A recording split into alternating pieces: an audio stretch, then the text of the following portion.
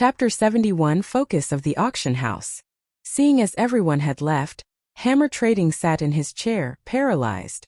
Both his eyes had a lifeless look in them. There was actually someone who was selling forging design for bronze equipment at the auction house? How was this possible?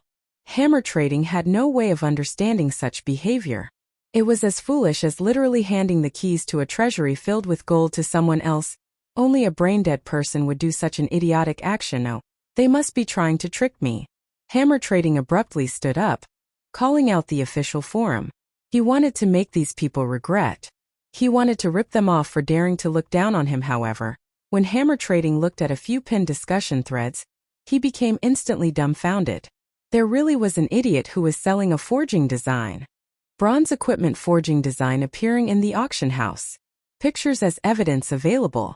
Clicking on the thread to take a look, Hammer Trading's mind went thoroughly blank. The forging design was actually for the Glimmer chest plate. It was the equipment previously sold by the Black Flame Forger. Everyone was very aware of how good the attributes on this item were. It was an absolutely top-tier item. If a first-rate guild were to get a hold of this forging design, they would not need him. This was because fame served little purpose to a first-rate guild. Previously, he dared to act presumptuously because he learned the forging design for the Savage chest plate. Now that others had a better forging design, who would pay him any heed? In the discussion, many first-rate guilds declared the forging design to be theirs, and they would fight whoever dared competed with them over it. Hence, everyone had started paying attention to the problem of the ownership of this forging design. There was no longer anybody who paid attention to Hammer Trading. Instead, each and every one of them was joyful over his misfortune, making fun of his end. This incident led everyone to admire the mysterious player who was selling the forging design. This mysterious player's means were extremely great, and people could not help but praise him. There was practically no blood seen when he killed. He only used a piece of paper to cause Hammer Trading, the rising star that received the envy and admiration of tens of thousands, to fall from his heavenly altar, tumbling down into the bottomless abyss and never being able to climb back up. Hammer Trading already bore a bitter hatred towards this player who sold the forging design. Just when his life of luxury was within his reach, it was all destroyed. Moreover, it was destroyed by a person who was brain-dead. Fear not a godlike rival, but fear a pig-like ally. Now that saying needed an additional verse. And fear more a foolish passerby. Hammer Trading's eyes had currently turned crimson, his face extremely ashen. His expression alone was enough to devour a person. Not good. I definitely must buy it no matter the price. As long as I buy it, I can get back all the advantages. At that time, not only will I have the Savage chest plate, but I will also have the Glimmer chest plate. When that time comes, those first-rate guilds will have to prostrate and beg before me. Hammer Trading's current expression was just like a gambler who lost badly. He placed all of his hopes on buying out the Glimmer chest plate forging design. Thinking up to this point, Hammer Trading was no longer able to hold himself back as he swiftly rushed towards the auction house. However, it was not just Hammer Trading who was rushing towards the auction house. There were also the upper echelons of various guilds of various towns under the influence of White River City. All of them wanted to purchase the forging design. After all, everyone knew how powerful the Glimmer chest plate was. Owning the forging design was the equivalent of owning a mountain of gold. This incident caused an uproar at the auction houses of the various towns in White River City. The auction houses became unusually lively as players pushed against one another inside the building. The auction houses were filled to the entrances, making it hard for players even to enter. Meanwhile, the competition for the Glimmer chest plate forging design entered into full swing. Every one of the guilds had bid high prices. Within 10 short minutes, the price for the item had reached 1 gold coin. That's right. It was 1 gold coin. That was practically a large guild's entire fluid funds. In such a way, the price of the forging design constantly rose without any signs of stopping. Guild leader, I don't have enough money anymore. What do we do now? Crap, how can that be? I gave you 1 gold and 20 silvers. How can that not be enough? But it's selling at 1 gold 56 silvers now. Crap, these people are insane. It's just a forging design. Hold on a bit. I'll immediately ask for some money from the money farming team. I don't believe we can't get it. As the price of the Glimmer chest plate forging design rose, bit by bit, each of the various guilds was constantly raising funds. They contacted money farming teams, their guild members, and in the end even purchased from the virtual trade center. Meanwhile, Shifeng, the cause of all this madness in White River City, had just comfortably arrived at the library. Revered Miss Charlene, I have brought the items you requested. Can you dispel the curse for me now? Shifeng sincerely took out 2 gold coins, 30 pieces of moonstones, and the teleportation magic orb. After seeing the glittering gold coins, Charlene nodded her head in satisfaction. However, similar to the Holy Mother, Charlene shook her head and said in a pitiful tone, Adventurer, you have truly astonished me. You managed to gather all the needed materials in such a short period. If I had known earlier, I would have told you that the moon drip ceremony possessed tears. Tears?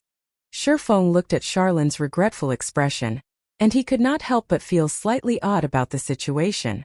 It was as if he was a mouse being stared at by a cat. Charlene sighed, saying, the moon drip is a very ancient ceremony. In fact, aside from having a dispelling effect, there are still other effects. However, for convenience's sake, the ceremony was only used to dispel curses after constant alterations, while the other effects were greatly weakened. If you pay another 3 gold coins, I can gather all the needed materials to carry out the complete moon drip ceremony. Aside from helping you dispel the curse, it will also give you an unimaginably big harvest. Won't you reconsider it? Big harvest. When Charlene uttered these 2 words, her voice sounded exceptionally loud, making it sound as if this big harvest was something amazing. However, Shifeng knew that the Charlene before him had some kind of see-through skill. Otherwise, how could she have guessed that there were still 3 gold coins inside his bag? He already wasted 3 gold coins to dispel the curse, and he did not wish to become a sucker. As if having seen through Shifeng's thoughts, Charlene added, Adventurer, do you know of the legend about the demon-slaying sword saint, Celsius? Legends has it that Celsius was cursed by the great demon king, undergoing torment for a long period. However, after experiencing untold hardships, he finally discovered a method to dispel the curse, which was the moon drip. After undergoing the moon drip ceremony, he obtained a new life.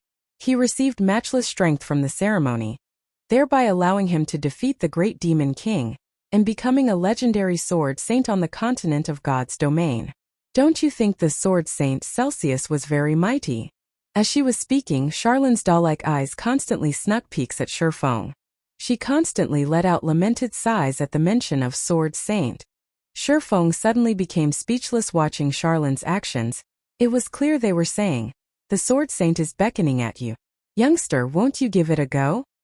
Shifeng glanced at Charlene's face, full of smiles, and his heart filled with helplessness. This Charlene was a diamond salesperson. Although Charlene possessed an unruly temperament and criminally attractive body, asking for 6 gold coins was just a huge scam. 6 gold coins. That was equivalent to 36,000 credits. Very well.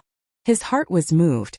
If he could become a sword saint in the future, it would all be worth it. The new wouldn't come if the old didn't go. Esteemed Miss Charlene, I wish to try the complete moon drip ceremony. Will there be any danger? Shifeng unwillingly dug out another 3 gold coins. After receiving the gold coins, Charlene happily smiled as she said, you can be at ease, adventurer. Although this is my first time, my skills are very good. Even my teacher praised me as a genius. Let us begin right away. Chapter 72 Demon Hunter. The sky was still dark as the moon lay unhidden, high up in the air inside the library located in the slums of Red Leaf Town. Adventurer, if you do not have any problems, then walk to the center of the magic circle.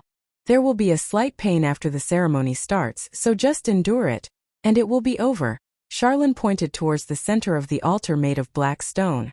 Her eyes carried a hint of excitement as she could finally start this experiment. Shifeng was completely unaware of Charlene's thoughts. He nodded his head as he walked into the magic circle. No matter how he put it, Charlene was a major character who possessed a tier 3 job, so there shouldn't be any complications. As for the pain he would have to suffer, he thought nothing of it during battles inside God's domain. A player could similarly feel pain when attacked by monsters. However, a majority of the players still chose to accept this kind of setting. Their goal was to increase the sense of realism, so they did not adjust the pain transmission to 0%. More importantly, they wanted to increase their skills in battle. There was an old saying of spare the rod and spoil the child. Only with pain would one be able to remember the lesson, and only by learning the lesson would one be able to further improve. Hence, if one wanted to grow in God's domain, learning to accept such pain was a definite must. However, considering each player's tolerances, God's domain set the pain transmission at 20% by default. However, some experts would adjust the transmission to 60%, allowing them to be more alert. Meanwhile, Shifeng himself had adjusted it to 50%. This was the degree of pain he was accustomed to, and it was the amount at which he could best exhibit his strength after standing in position. Shifeng sent a nod towards Charlene, indicating that she could start the ceremony descent of the moon goddess. Charlene started her prayer.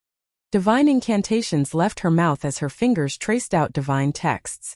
Line after line of divine texts floated in midair and towards the horizon.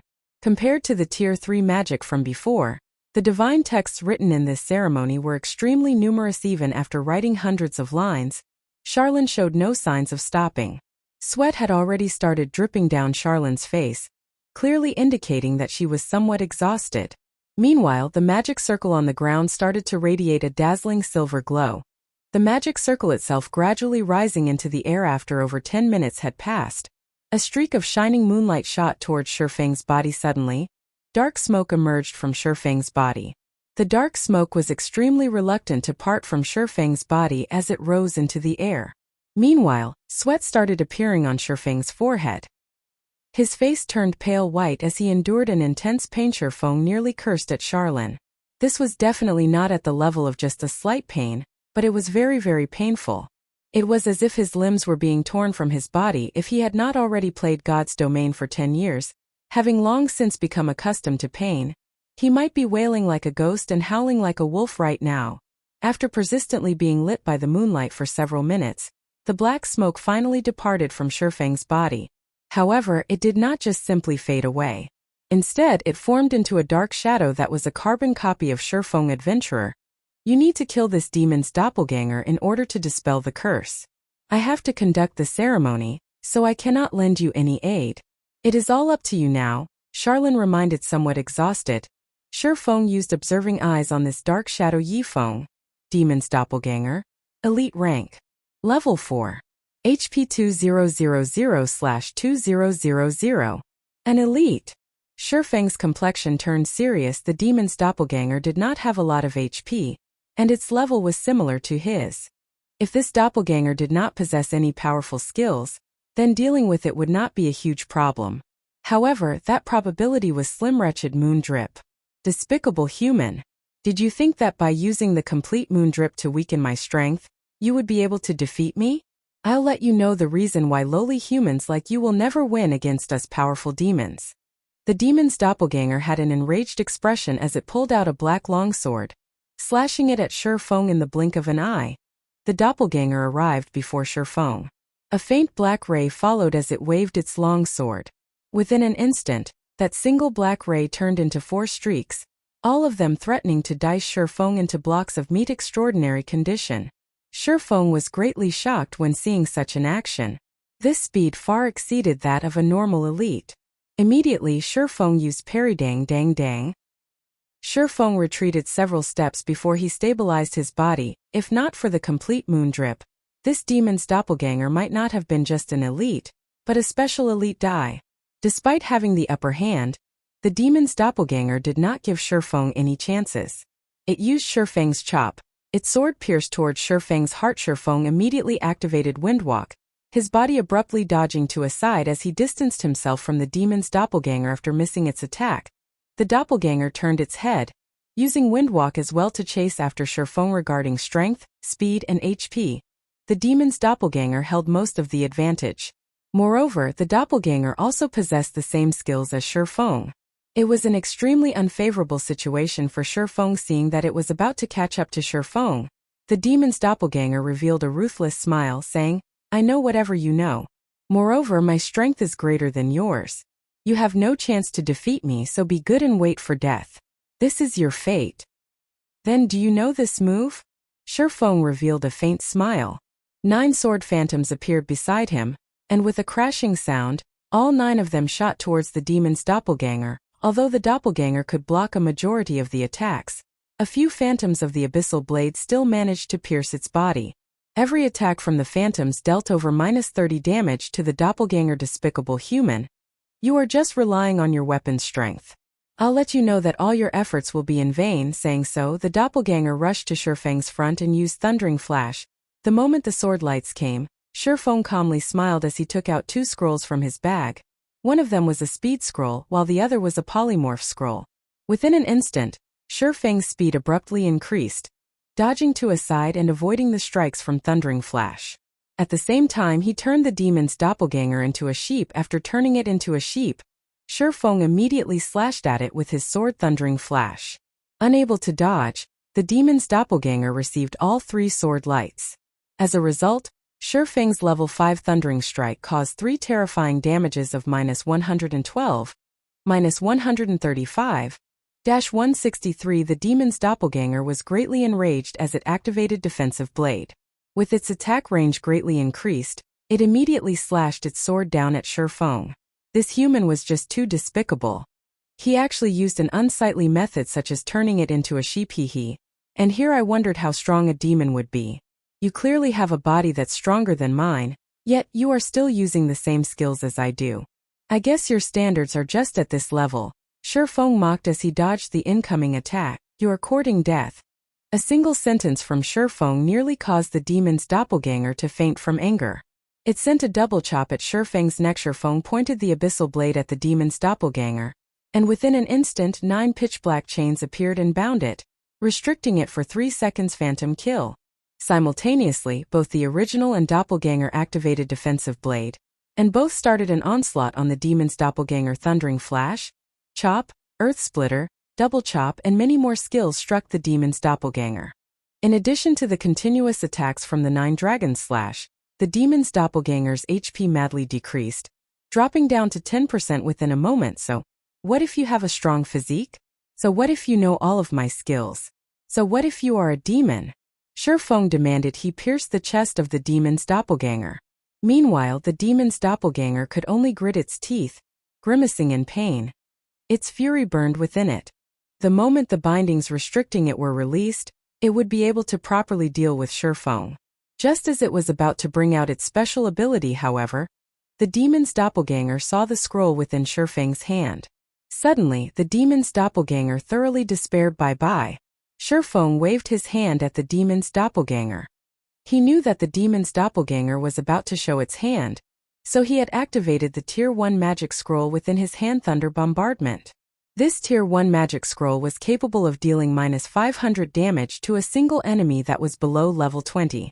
It was more than enough to deal with the demon's doppelganger that currently had less than 200 HP. Suddenly, a green thunder struck down from the sky above. It caused -500 damage to the demon's doppelganger, instantly transforming it into dark smoke, and it vanished. It also left behind a piece of dark gray-colored equipment system. Quest Moondrip completed. Rewarding 10,000 EXP. And Demon Hunter title. Reputation in Starmoon Kingdom +5. Reputation in White River City +20. Reputation in Red Leaf Town +100 system. Reputation in Red Leaf Town has reached 50 points. Upgrading to Red Leaf Town First Class Citizen system. Reputation in Red Leaf Town has reached 100 points. Upgrading to Red Leaf Town Third Class Noble. Chapter 73 Demon Mask. Shifeng was slightly shocked at seeing the series of notifications. 10,000 EXP was not considered much to a level 4 player like himself. It only raised him to 27% of level 4, and there was still quite a distance away before he became level 5. On the contrary, it was the other rewards that caused his eyes to shine. Just by killing an extremely foolish elite demon, he was able to obtain an ample amount of reputation as payback. Shifeng truly did not dare imagine it was real. Reputation was extremely precious within God's domain. There were very few quests that could raise a player's reputation, and even those quests would only increase a minuscule amount. As long as a player's reputation was sufficiently high, they would be able to receive high-level quests that were normally unavailable. Players would also be able to purchase items that were not normally for sale, such as bronze equipment, special potions, and so on. At the same time, there would be discounts when purchasing items, and NPCs would have a favorable impression of you. All in all, there were many benefits brought about by reputation. After a player's reputation reached a certain degree, They could also become a noble in God's domain. Nobles were considered amongst the privileged class, and they enjoyed plenty of benefits. Being a noble was also a symbol of status. If a commoner were to anger a noble, the consequences would be severe. A light offense would result in imprisonment, while a heavy offense would result in execution. Hence, players did not dare offend nobles. So much so that even if a noble were to beat up a commoner inside a safe zone, the guards would pay no heed to the commotion. This was the gap between statuses. This was also the reason Shifeng was so shocked now that he possessed the title of noble in Red Leaf Town. He would be able to do things with much more convenience in the future. Shifeng then thought of several high-level quests that only nobles could accept. What function does this Demon Hunter title have? Shifeng called out the system interface, taking a look at the information about the Demon Hunter title. Demon Hunter, a brave warrior and an exorcist of demons who is revered by others. Wherever you go, you will possess a status equal to a noble. You are the Grim Reaper who is feared by all beings affiliated with darkness. In a 100-yard radius, monsters affiliated with darkness will have their attributes reduced by 10%. At the same time, attacks you deal towards monsters affiliated with darkness will have a 10% increase in damage. Crap.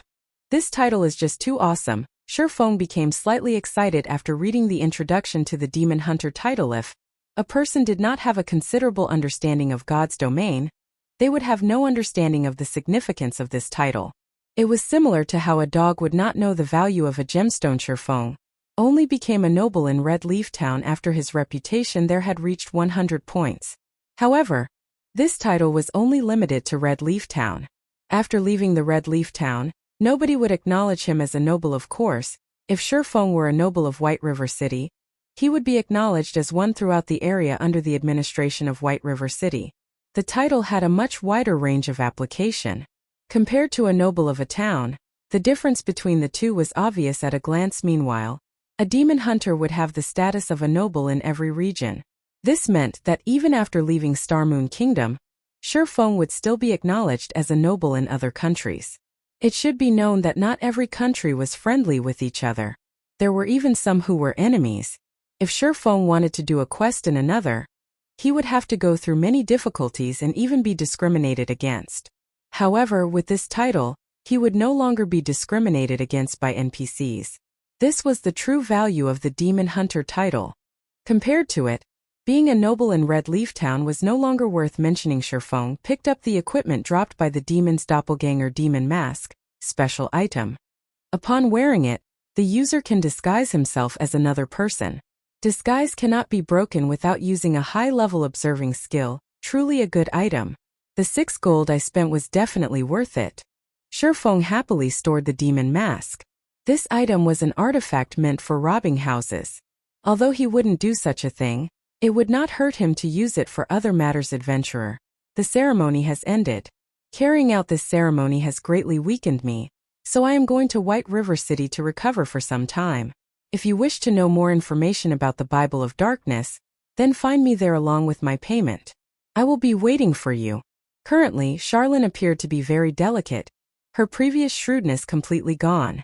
After saying her piece, she immediately activated a teleportation circle and went to White River City to recover. Shifeng was inwardly shocked as he watched Charlene's beautiful image departing. The Moondrip ceremony this time was definitely not as simple as he previously thought. Otherwise, a divine official, which was a Tier 3 job, would not be so greatly weakened. Even Shifeng felt as though he would be able to defeat Charlene right now. One could imagine just how weakened Charlene was. Forget it. That's none of my business. Now that the curse has been dispelled, and my attributes have recovered, I can finally start speed leveling. The earlier I reach level 10, the earlier I can activate the teleportation gate to White River City. Shifeng shrugged his shoulders, no longer minding the matters of great characters. A small character like him still had many matters to take care of. To build up from nothing, many things needed to be done. Forget competing with those guilds. Just being paid attention to by a great demon had caused him enough headaches. He was not so leisurely as to pay attention to other matters, following which, Shifeng departed from the library. He headed to the Chefs Association to take a look at Violet Cloud's current progress. Red Leaf Town, trade area. Just after setting foot in the trade area, Shifeng discovered something fishy. Now that the sun had risen, Logic dictated that players should have gone out to level up. Yet, the streets were currently filled with players who were holding discussions with each other. In short, it was extremely lively. It was as if a festival of celebration was being held. From time to time, Shifeng could also see some of the upper echelons of large guilds running about the streets shouting. They were urgently shouting, purchasing game currency. The greater the amount, the more we'll pay. If it were any other time, Shifeng would not think much of it. However, the street was currently filled with various players purchasing game currency. Now that was something abnormal. What happened? The big shots from guilds were actually loosely buying game currency from average players. According to reason, these guilds would have their own money farming teams or a signed contract with money farming specialists. In such a way, they would be able to obtain a lot of game currency. However, their current actions meant the game currency supplied by the money farming teams was insufficient originally. Shifeng was still fretting over the problem of how he would get these guilds to spend their money. Now, however, it would seem that he had done something unnecessary. With a wave of his finger, Shifeng called out the virtual trade center. He wanted to investigate the current trade conditions. Hell, what sort of situation is this? All of it is sold out already. Shifeng discovered that the remaining 2 gold 70 silver he registered had all sold out. Now over 15,000 credits were being transferred to his bank account. Consequently, Shifeng then took a look at the sales condition of other gods' domain game currency. Currently, the highest price for 1 silver coin had reached 72 credits, while a majority of the people were buying them at 68 credits. The current price had increased by no small margin. Just as Shifeng was rejoicing over having sold all of his gold coins, a cursing voice came from behind him, breaking his good mood. Boss, this bastard's the one. The day before yesterday, I saw him casually taking out 10 silver coins. He must definitely be rich. Now that our guild is in such a need of money, if we don't make this brat bleed a little, there will be no justice for me being locked up for so long. Drifting Blood said with a cold smile as he pointed towards Shifeng. A group of players following behind him. Brat, you were the one who had attacked my brother. Looking towards Shifeng, the person referred to as boss snorted as he asked. Shifeng turned around, his brows wrinkling after taking a look. The person referred to as boss was comparable in size to Kola. He had a fierce-looking face, and he seemed to be around 30 years of age. In Shifeng's previous life, he once crossed paths with this person. Similarly, a swordsman, the person was named Ironsword Lion. He was one of the finest experts in martial union, and his strength was extremely powerful. During those days, their 2 guilds had fought over monsters on several occasions, and Ironsword Lion killed Flaming Tiger twice throughout those confrontations. Ironsword Lion caused Shifeng's party major losses, and they had no choice but to flee in dejection. Even Stabbing Heart of Assassins Alliance suffered defeat at the hands of Ironsword Lion. From then on, Ironsword Lion's name was widely spread, allowing martial union to rise to a third-rate guild. Shifeng intended to say something, but he was interrupted by Ironsword Lion. Ironsword Lion looked at Shifeng's scrawny body. Although the equipment on Shifeng was of good quality, Shifeng himself did not possess the air of an expert, and furthermore, he did not possess a guild emblem. Ironsword Lion determined that Shifeng was just a leisure player, and that he must have bought some equipment just to show off. Immediately, Ironsword Lion proudly said, "Little brother, since you've beat my underling, pay up 20 silver coins, and this matter will be over. Otherwise, don't blame my sword for being merciless." Chapter 74, Ironsword Lion. It would be a miracle not to attract attention. Getting involved in a robbery in the middle of the bustling trade area as expected. Just after Ironsword Lion finished speaking, a crowd of players surrounded them to get in on the fun. Huh? Isn't that Ironsword Lion from Martial Union? Is he awesome or something? You don't say. Why don't you look at his level and equipment? He's one of the rare few level 5 experts, and he is wearing at least 6 pieces of bronze equipment. I've also seen the weapon in his hand before. It's called Knight's Longsword, a very awesome weapon amongst level 4 bronze weapons. Moreover, he previously killed a lot of players outside the town, earning him a lot of glory. Che, they're just relying on numbers to bully others. How can that even be considered being skillful? If they're that good, they should fight those large guilds. At most, they can only bully newbies. They're even asking that guy for 20 silver coins. Isn't that just going overboard? Gaming experts would only have 3 or 4 silver coins on them, not to mention carrying 20. They are clearly forcing him into a corner. Shoo! Speak softer. That Ironsword lion isn't bullying people with numbers. His strength is the real deal. Previously, he was a top-tier expert in a Wuxia virtual reality game, but he was compelled to transition to God's domain. Yesterday, he kill-stealed outside of town with other players and single-handedly defeated all 4 of them. Those 4 players were not noobs but gaming veterans. They are stronger than us by at least a few leagues. If Ironsword Lion were to hear you, then tough luck, buddy. At that time, your only way out would be to delete your account and start all over again. Listening up to this point, the surrounding players all sucked in a breath of cold air. They no longer dared spout baseless gossip, their eyes sending pitiful gazes towards Shifeng.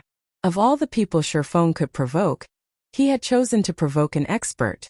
Moreover, an expert that covered up the shortcomings of his subordinates. Unless Shifeng deleted and recreated his account, he would definitely have to pay the 20 silver coins. However, leveling up to level 4 was a difficult task. If Shifeng chose to delete his account, then 2 days of his effort would be wasted. The average person would rather pay up than delete their accounts. This guy is just meeting one misfortune after the other. If it were normal times, he would just have to spend a few credits to collect the 20 silver coins. Now, however, not only are the prices for God's domain game currency ridiculously high, but it is also extremely hard to buy any. Right? Seeing such a high buying price, even I am thinking of selling my game currency. However, going with this trend, the prices will still increase in the future. I want to stock up a little more, putting them up for sale later on. Just as the surrounding players were lamenting over Shifeng's bad luck, at a stall by the street, several players were quietly watching Shifeng. These players all wore luxurious equipment on their bodies, and each of them carried a faint smile on their faces. Brother Stabbing Heart, should I go lend a hand? That way, Yifeng will have to owe us a favor. A male cleric that resembled a skinny monkey asked as he looked at Stabbing Heart. Stabbing Heart fell into deep thought. He felt that the cleric's words were logical. Indeed, Shifeng had very powerful techniques, and he was also acquainted with a great character like the Snow Goddess. However, Ironsword Lion was a brutish expert.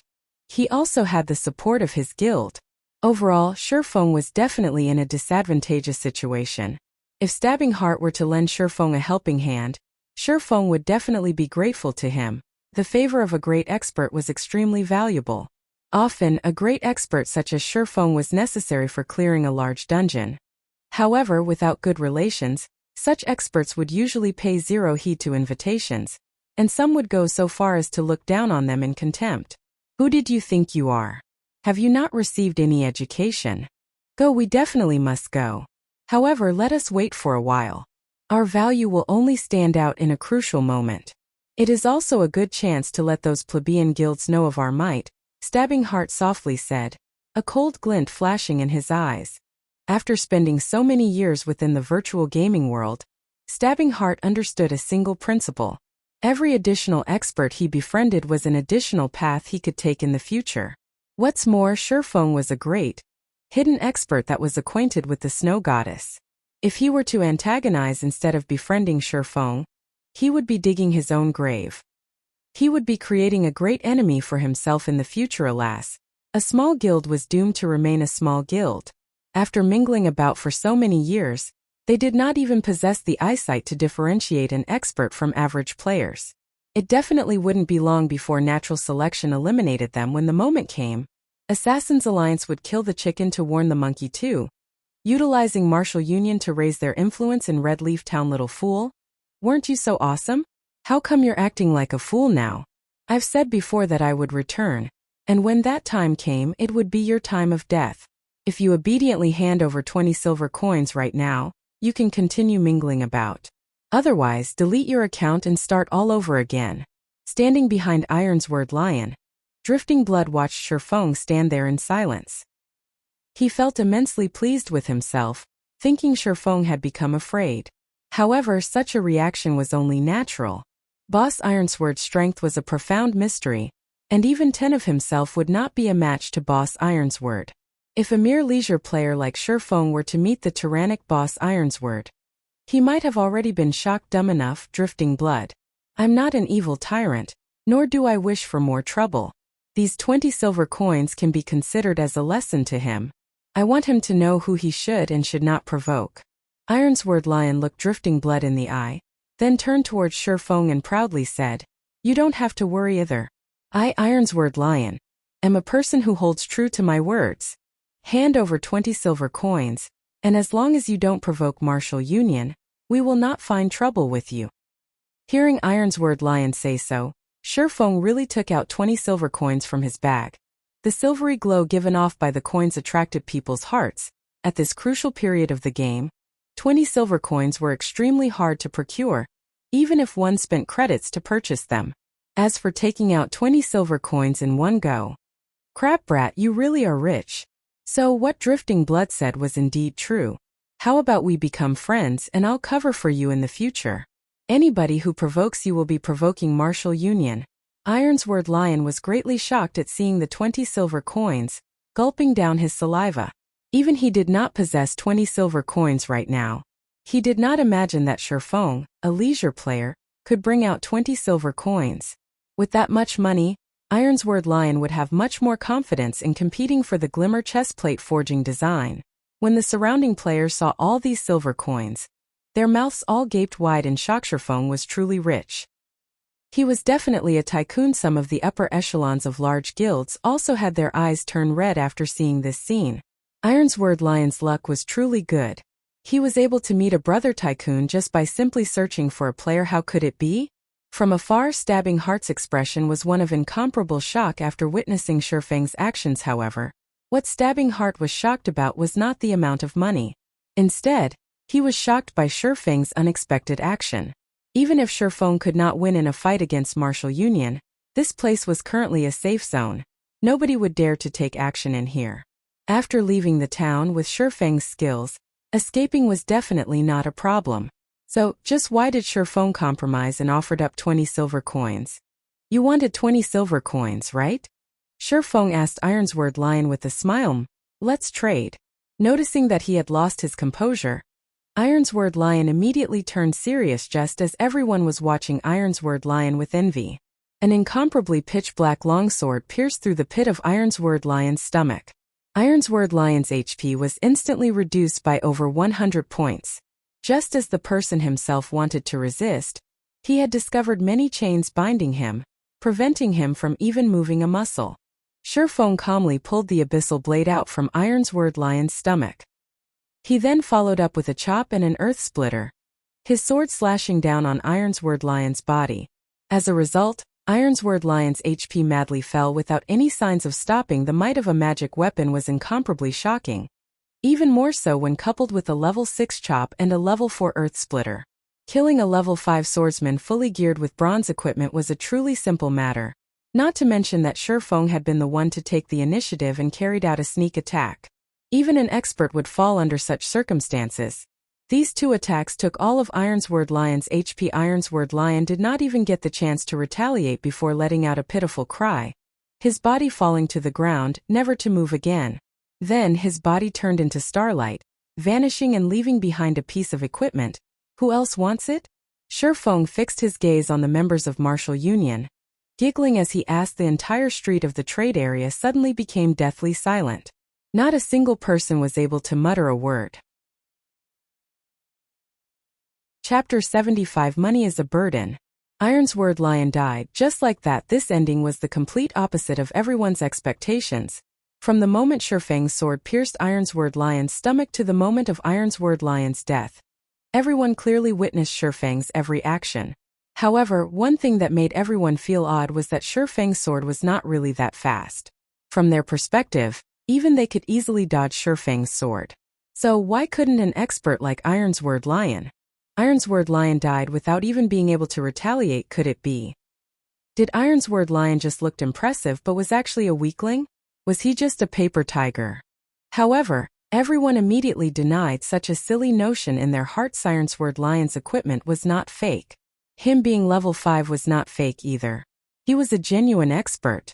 However, how could an expert fully geared in bronze equipment, whose defense and HP far outstripped the average player, be killed so easily? It was truly inconceivable. Even if an average player were to attack Ironsword Lion madly, They would need quite some time before they could kill him off. However, Ironsword Lion was taken care of by Shifeng in only 2 moves. How horrifying of an attack power did Shifeng possess to achieve such a feat? Thinking up to this point, everyone felt utterly defeated. What fat sheep? What tycoon? The Shifeng before them was simply a devil wearing a human mask, giggling at them. Meanwhile, they had been completely oblivious to the truth. A cold chill suddenly flowed through their bodies, causing them to shiver. They no longer dared to look at Shifeng's smiling face. You're despicable. Drifting Blood retreated a few steps, his trembling finger pointing at Shifeng. Currently, Drifting Blood was facing incomparable shock in his heart. Compared to other people, he had a much greater understanding of Ironsword Lion's strength. Regarding Shifeng's strength, he had a deep experience and fear of it. He became even more frightened now that he was targeted by Shifeng once more. However, after having a better understanding of the situation, the place they were currently was a safe zone. What should he be afraid of? Suddenly, he laughingly said, "You're finished. Since you dared kill inside a safe zone, nobody will be able to protect you now. Just wait for the guards to come give you your sentence and lock you up." Everyone came to a sudden realization after hearing Drifting Blood say so. Previously, Shifeng sent all of them into shock. They had actually forgotten that this place was a safe zone and there were powerful guards protecting this place. Even if Shifeng was powerful, was he able to overpower the guards? In a moment, Shifeng would definitely be captured by the guards, falling to a miserable end. Truly a pity. However, he is truly courageous for killing someone inside a safe zone. It would still be worthwhile, even if he were killed by the guards and sent to closed confinement. Whatever the case, he was able to shine for a moment. He will still be a hero when he gets released tomorrow. So cool. Big brother expert. Little sister knows how to warm beds. Please add me as a friend. Please help me level. I swear I'll be obedient. Amongst the players present, plenty started admiring Shifeng's courage. Not only did he dare to go against martial union, he even challenged the laws of Red Leaf Town. Shifeng was literally their idol. Quite a number of good-looking female players started looking up information about Shifeng. Some of them had even taken the initiative to send him a friend request, wanting to get to know him. At this moment, a team of heavily armored soldiers walked over. Drifting Blood pointed at Shifeng, laughingly saying, "Weren't you very awesome? I want to see what you're going to do this time. Not only are you going to lose a level, but you will also be confined for 24 hours. Even if you are an expert, you will be reduced to a second-rate player after being confined for a day. At that time, I'll be looking forward to how our martial union will take care of you. Whether you go up to heaven or fall to hell, nobody will be able to save you." A distance away, Stabbing Heart was currently feeling endless regret. Although Shifeng's series of actions just now looked to be slow, the feeling it gave off was extremely natural. His actions were as natural as breathing, not a hint of awkwardness about them. Stabbing Heart's admiration for Shifeng was even greater now. Shifeng's actions were the assassination techniques that Stabbing Heart pursued. After average people would not understand what this represented. However, Stabbing Heart had played plenty of virtual reality games before, and he also had experience participating in fighting competitions. Hence, he understood just how powerful Shifeng's skills were. If it were the him of the past, Stabbing Heart would not feel anything special about Shifeng. However, he previously had the fortune of interacting with a martial arts master. That martial arts master previously mentioned such a situation battling itself was just the pursuit of the simplest method of slaughter. When such a technique was mastered to the extreme, others would be unable to feel any awkwardness about it. Instead, it would give off a very natural feeling. As for those experts who had reached such a level, all of them were extremely dangerous. That was because even if they were to stand before you with a smile, slashing a blade across your throat, and you clearly witnessed it all, you would still take it as a joke. So much so that you wouldn't even feel the danger that approached you. Your body would not react, and even until death, you would still be unaware of the attack. This was not some sort of profound technique. It was a kind of instinct that could only be learned after experiencing countless battles and training. However, such brutal training was not something the average person could go through. However, Shifeng had taken away Stabbing Heart's rare chance at making Shifeng owe him a favor. Stabbing Heart did not imagine Shifeng would be so decisive, killing Ironsword Lion with zero hesitation. How was he supposed to show off now? How was he supposed to find an opportunity to seek Shifeng's guidance now? Stabbing Heart had no ways to deal with the guards who just arrived. Regarding this situation, Stabbing Heart held bitter hatred towards Ironsword Lion. The person actually caused him to lose a good chance to ask for guidance. Wearing a silvery gray heavy armor, the guard captain walked up to Shifeng. The other guards surrounded him accordingly, causing the atmosphere of the street to become abnormally oppressive. Mr. Guards, it was him who killed my big brother. You definitely must arrest him. Drifting Blood walked towards the guard captain, his face carrying a cold smile as he pointed at Shifeng. Accusing, however, the guard captain paid no heed to Drifting Blood. Instead, his deep gaze shifted to Shifeng, a faint smile appearing on his face, saying, "Revered Lord Demon Hunter, this place is Red Leaf Town. According to the laws of the town, you have to pay the price for killing someone here. Otherwise, I can only invite you to make a trip to the confinement room." Everyone became dumbfounded after listening to the guard captain's words. Drifting Blood's mouth widened even more. It could fit 3 chicken eggs. What sort of situation was this? The guards did not actually kill Shifeng on the spot. Moreover, he would only be confined if he did not pay the fine. Was Shifeng the town mayor's son or something? No, that wasn't right. The town mayor was already dead. No one understood why the guards were so courteous today. When usually meeting them, not to mention a faint smile, they were gods of slaughter with grim expressions. I only killed him because he threatened me. However, I am not an unreasonable person. Tell me, what price do I have to pay?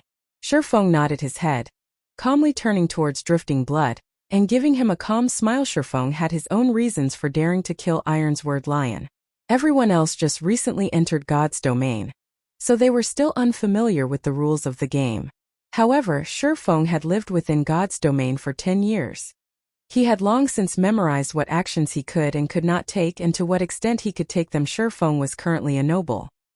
His status far outstripped that of commoners. If he was not a noble, he might have just turned around and left without paying any attention to Ironsword Lion. At worst, he would just start an exciting battle if they were to meet outside the town. Who would win at that time was still an unknown. However, Shifeng was now a noble. Even if he killed a normal player, the guards would not speak much of it, only requiring Shifeng to pay a fine. As for how much he would have to pay, that depended on his identity and status. However, according to his own wealth, Shifeng was still able to accept the fine, 2 silver coins. The guard captain straightforwardly said, "Okay, got it. Here are 20 silver coins. Keep them." Shifeng did not imagine that it would be so cheap. Hence, he took out 20 silver coins and passed it to the guard captain. "Lord Demon Hunter, what are you trying to do here?" Looking at the 20 silver coins in his hand, the guard captain oddly asked, "Nothing much. These people before me threatened me previously, so I still wish to kill a few more people. Take it as an advanced payment." The guard captain was stunned. Finished speaking, Shifeng unsheathed the abyssal blade. He used the level 5 thundering flash, 3 streaks of thunder, instantly piercing the bodies of Drifting Blood and the others. All of them were instantly killed, dropping quite a lot of equipment. Even till death, Drifting Blood had not reacted to what happened. At the same time, Shifeng's green-colored player indicator had turned a devilish red. All of the onlookers were stupefied. Who was this Shifeng? He was just too awesome. The players from Martial Union were most likely dumbfounded now. Shifeng had simply spent 20 silver coins to purchase their lives.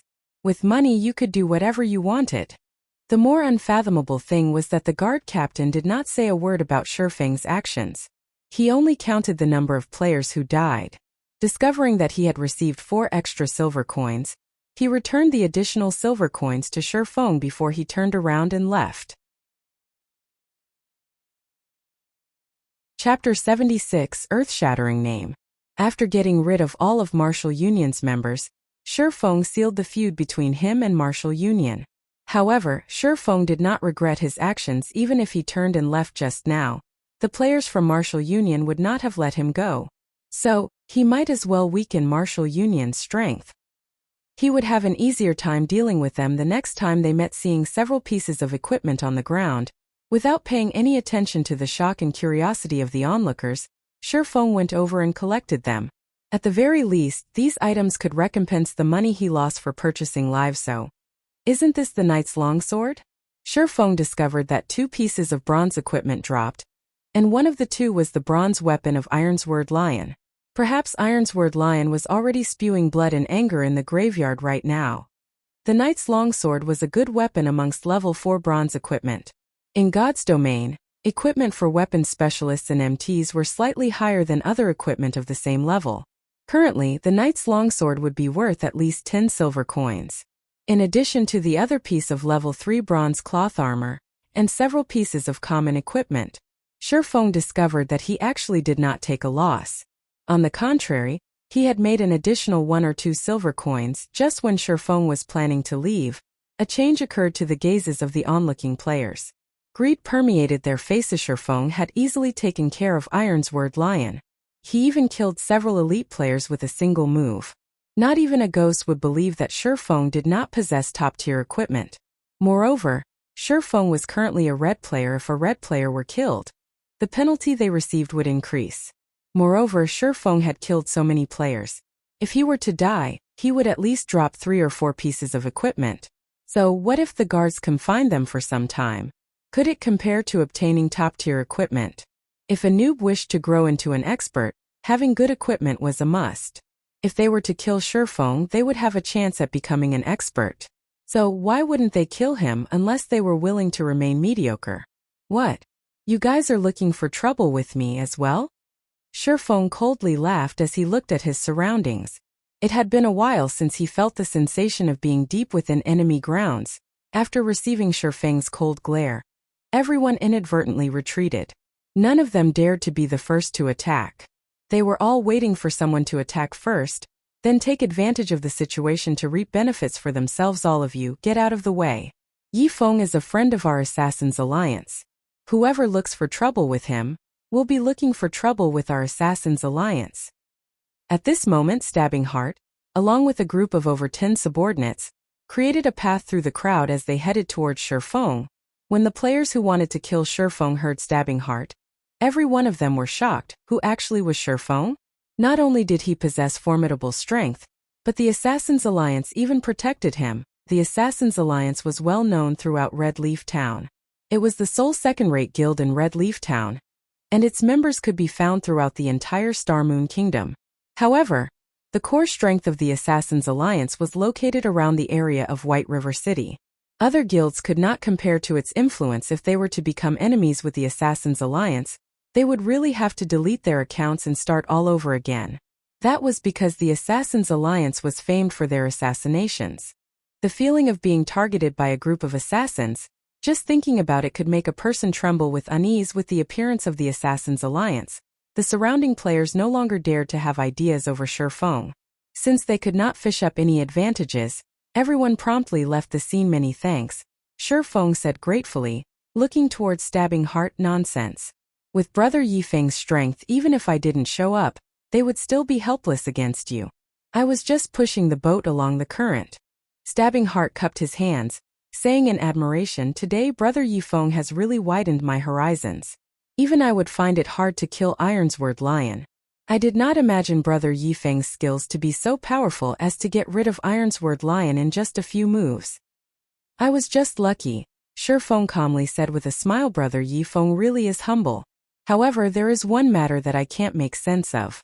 Why won't the guards find trouble with Brother Yifeng, even when you killed players in the safe zone? Stabbing Heart had faintly guessed the answer already. However, he still did not believe that Shifeng could accomplish it that quickly. Nothing much. I only have such a special privilege because I just completed a quest and became a noble in Red Leaf Town. Shifeng did not hide the truth from Stabbing Heart. He knew that he would not be able to hide it, so he might as well reveal a portion of the truth. As for the Demon Hunter title, he would still have to keep it a secret. Otherwise, it would be too eye-catching and attract unwanted trouble. Stabbing Heart's heart loudly thumped when hearing Shifeng's explanation. His eyes stared at Shifeng. Mind-boggled. Assassin's Alliance had spent an unknown amount of effort to obtain reputation for Red Leaf Town. Yet, they only managed to obtain 10 reputation to date. Even Broken Wind, guild leader of the first-rate guild, Star River Federation, was only a first-class citizen, and there was still a long way to go before he became a noble. However, the Shifeng before him was actually a noble already. The difference between them was just too huge. Originally, Stabbing Heart already had a high estimation of Shifeng's strength. He truly did not imagine that he was still underestimating Shifeng. However, according to his memory, he was acquainted with most of the top-tier experts that use swords. Even the ones he weren't acquainted with, he had at least met before. However, Shifeng did not resemble any of the figures in Stabbing Heart's memory. However, the world was a wide place. There was bound to be some top-tier experts who hid from the world now that God's domain's influence was growing larger by the day. It wasn't particularly strange for these experts to enter God's domain as well. It was no wonder that the snow goddess acted extremely friendly when dealing with Shifeng. Stabbing Heart guessed that Shifeng was an extremely famous but hidden expert, and that he was merely unaware of him. The earlier he tightened the connection with such hidden experts, the greater the aid it would be towards the guild's future development. Thinking of up to this point, Stabbing Heart smiled slightly. He felt his luck was good for discovering a top-tier expert like Shifeng. Shifeng, on the other hand, did not know why Stabbing Heart suddenly smiled. He took a glance at the street filled with guilds purchasing game currency, abruptly asking Brother Stabbing Heart, "I wonder what has happened here? Why are there so many guilds trying to collect game currency?" "Oh, you don't know?" Stabbing Heart was slightly shocked, looking at Shifeng with astonished eyes. This matter had already become well known amongst the players in White River City, so how could Shifeng not know about it? Shifeng shook his head, saying, "I've been doing my quest all this time, only returning now. So that's why. This matter has also only recently started." Stabbing Heart came to a realization. He then explained, "Not long ago, a glimmer chestplate forging design appeared on the auction house. You should know how good the attributes on the glimmer chestplate are. The usefulness of its forging design goes without saying.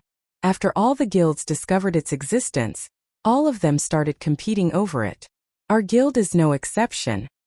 Unfortunately, our guild's background is still slightly lacking, and Star River Federation won the forging design for 2 gold and 33 silver coins. Originally, our guild had already given up.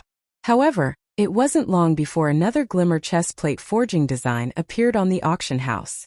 That was the start of all the commotion. Every guild has started to madly collect funds, all of them wanting to bid on it. The bidding this time ended with the glimmer chestplate forging design being sold for 2 gold 51 silver coins. Nobody could have imagined that a third piece would have appeared right when many guilds were feeling disappointment. Right now, everyone is still bidding over the third piece. However, according to my estimates, the third piece will be sold at an even higher price. Only, nobody knows if there will be more of the forging designs up for auction, so I came here to collect game currency currently. Everyone is guessing that Black Flame Forger is selling the glimmer chestplate forging designs. After all, bronze equipment forging designs aren't just cabbage, not to mention similar forging designs. Moreover, the Black Flame Forger was the one who previously sold glimmer chestplates. So, everyone inwardly understands that these forging designs are being sold anonymously by this Black Flame Forger. I have to admit that this Black Flame Forger's strategy is truly clever. Previously, he competed with hammer trading to reduce the price of glimmer chestplate. However, it turns out that his eyes were not set on the equipment but on the current forging designs. Hammer trading, who had competed with the Black Flame Forger, had thoroughly become insane as well. Although he declared that he would compete with the Black Flame Forger until one of them went broke, unfortunately for him, the Black Flame Forger no longer paid any attention to him currently. A lot of people wished to get in touch with the Black Flame Forger. Unfortunately, there is no way to contact that person. The Snow Goddess of Ouroboros even posted a thread on the forums, asking the Black Flame Forger to contact her. She wants to discuss the matters of cooperation and wants him to state his price without hesitation. With this, the Black Flame Forger had thoroughly become famous. Aside from White River City, the entire Star Moon Kingdom is currently discussing the Black Flame Forger. He is currently acknowledged as the #1 forger in all of Star Moon Kingdom. Stabbing Heart felt deep regret as he spoke. His expression revealed reverence towards the Black Flame Forger. So, that's it. I wonder if Brother Stabbing Heart would be interested in purchasing the glimmer chestplate forging design? Shifeng casually asked Stabbing Heart, after having a general grasp of the situation. Chapter 77, Adding Fuel to the Fire. Although Shifeng only casually asked, Stabbing Heart's head, however, abruptly spun, his eyes looking at Shifeng with anticipation. With an excited expression on his face, he asked, Could it be? Brother Yifeng, you have the glimmer chest plate forging design? Currently, forging designs for bronze equipment were madly fought over by the large guilds, all of them competing with the depth of their financial backing. Nobody could firmly say the remaining number of glimmer chest plate forging designs that would be sold. Maybe the first-rate guilds would buy up all the forging designs. Second-rate guilds' chance to obtain one might never come. If he could obtain a forging design for a bronze equipment right now, then the Assassins' Alliance could stay a step ahead of the other second-rate guilds. They would be able to create a great reputation for themselves and make a large profit. At that time they would have a greater chance when competing over White River City. However, Shifeng simply shook his head. Stabbing Heart's excited mood was suddenly extinguished, becoming downhearted. However, after he gave it some thought, aside from the Black Flame Forger and hammer trading, there had yet to be a third player who could bring out a forging design. After all, such an item depended on luck to obtain. Didn't you want to bid for the glimmer chest plate? I can lend you some money, Shifeng said in an unhurried tone. Realization struck Stabbing Heart. Shifeng indeed was very rich. It was obvious that he had considerable possessions. From the way he was able to take out 20 silver coins without effort. However, compared to those first-rate guilds, the difference was still far too great. It would be amazing if Shifeng had 30 to 40 silver coins. Hence, Stabbing Heart said with a sigh, Brother Yifeng, it's not that I don't believe you, but the glimmer chest plate forging design's price is just too high. Just 20 or 30 silver coins won't be very useful. Oh, then how much do you need to bid for it? Shifeng confidently asked. Although Shifeng did not know how much was needed to bid for the forging design, he had over 4 gold coins that he obtained from the 2 forging designs that were sold. The money from these 2 items had already been deposited in his bag, so he was certain he would be able to bid for the third glimmer chest plate forging design successfully. He could also make Stabbing Heart owe him a favor by doing so. In any case, these coins would still end up in his hands. Why would he be against this decision? The results of the glimmer chest plate forging design far surpassed Shifeng's expectations. With this many guilds going all out competing for the forging design, it was no wonder there was a game currency shortage causing the price to soar. However, this situation was a very good news to Shifeng. If Shifeng did not add fuel to the fire right now, he would not be doing his long period of arduous effort any justice. Stabbing Heart raised 3 fingers, helplessly saying, the competition right now is becoming increasingly heated. According to my estimates, we would need at least 3 gold coins to secure the bid. Otherwise, there is no hope for success. How much do you have on your side? Shifeng asked, taking the initiative. He did not intend to lend Stabbing Heart 3 gold coins in a single breath. I have 2 gold, 10 silver. It is extremely hard to collect game currency right now, as the other guilds have purchased almost all of it. I have already planned to give up the competition, and instead go and level up, Stabbing Heart said with a sigh. Then I'll lend you 90 silvers. That way you will have collected 3 gold coins, Shifeng said, smiling. He immediately selected to trade with Stabbing Heart, placing 90 silver coins in the trade window. Stabbing Heart was suddenly shocked when he saw the 90 silver coins inside the trade window. He did not imagine Shifeng would possess that much money. Also, Shifeng had also spent over 10 silver coins just now. Didn't that mean that Shifeng had at least 1 gold coin on his person? If the Assassins' Alliance did not put all their efforts into collecting funds, then the guild's fluid funds would be similar to the amount Shifeng possessed. However, they were a second-rate guild, and their guild members numbered over 20,000. They also had a specialized 500-man money farming team. Meanwhile, the money Shifeng had earned alone was actually more or less the same as their guild. Brother Yifeng, thank you truly. I will repay this favor in the future. Stabbing Heart excitedly exclaimed. However, I can't just let brother take a loss. Tomorrow I will definitely return 1 gold coin to you. Currently, the game currency of God's domain was extremely precious, especially in this period where forging designs were being competed over. Originally, Stabbing Heart wanted to purchase it using credits. However, when he thought about the preciousness of the game currency, it was hard to buy, even if he had the money. Moreover, Shifeng did not lack credits.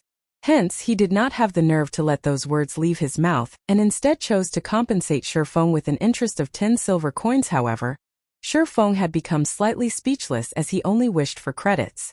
He was shouldering a large debt right now. In addition to the workshop and the rent he needed in the future, He was desperately in need of money. What would he do with that much game currency? How could it be as dependable as credits? The earlier he started his workshop, the earlier he could recruit stable party members. When he could enter large-scale dungeons, he would be able better earn money, level up, and increase the workshop's reputation, building a better foundation for establishing his guild. If he started too late, it would be hard even to set foot in White River City. Every moment counted right now, brother Stabbing Heart. Don't say it such. If you didn't show up today, I would not be able to avoid a bloody battle. I owe you a favor, so for these 90 silvers, I'll just sell you each silver coin at 60 credits. Every guild would be in need of coins in the initial stages of the game, so you don't have to be polite with me, Shifeng said in a sincere tone. Stabbing Heart was immediately moved by Shifeng's words. He thought that Shifeng was a friend who was worth knowing. If he returned Shifeng 1 gold coin tomorrow, it would cause quite a lot of trouble to the guild's operation.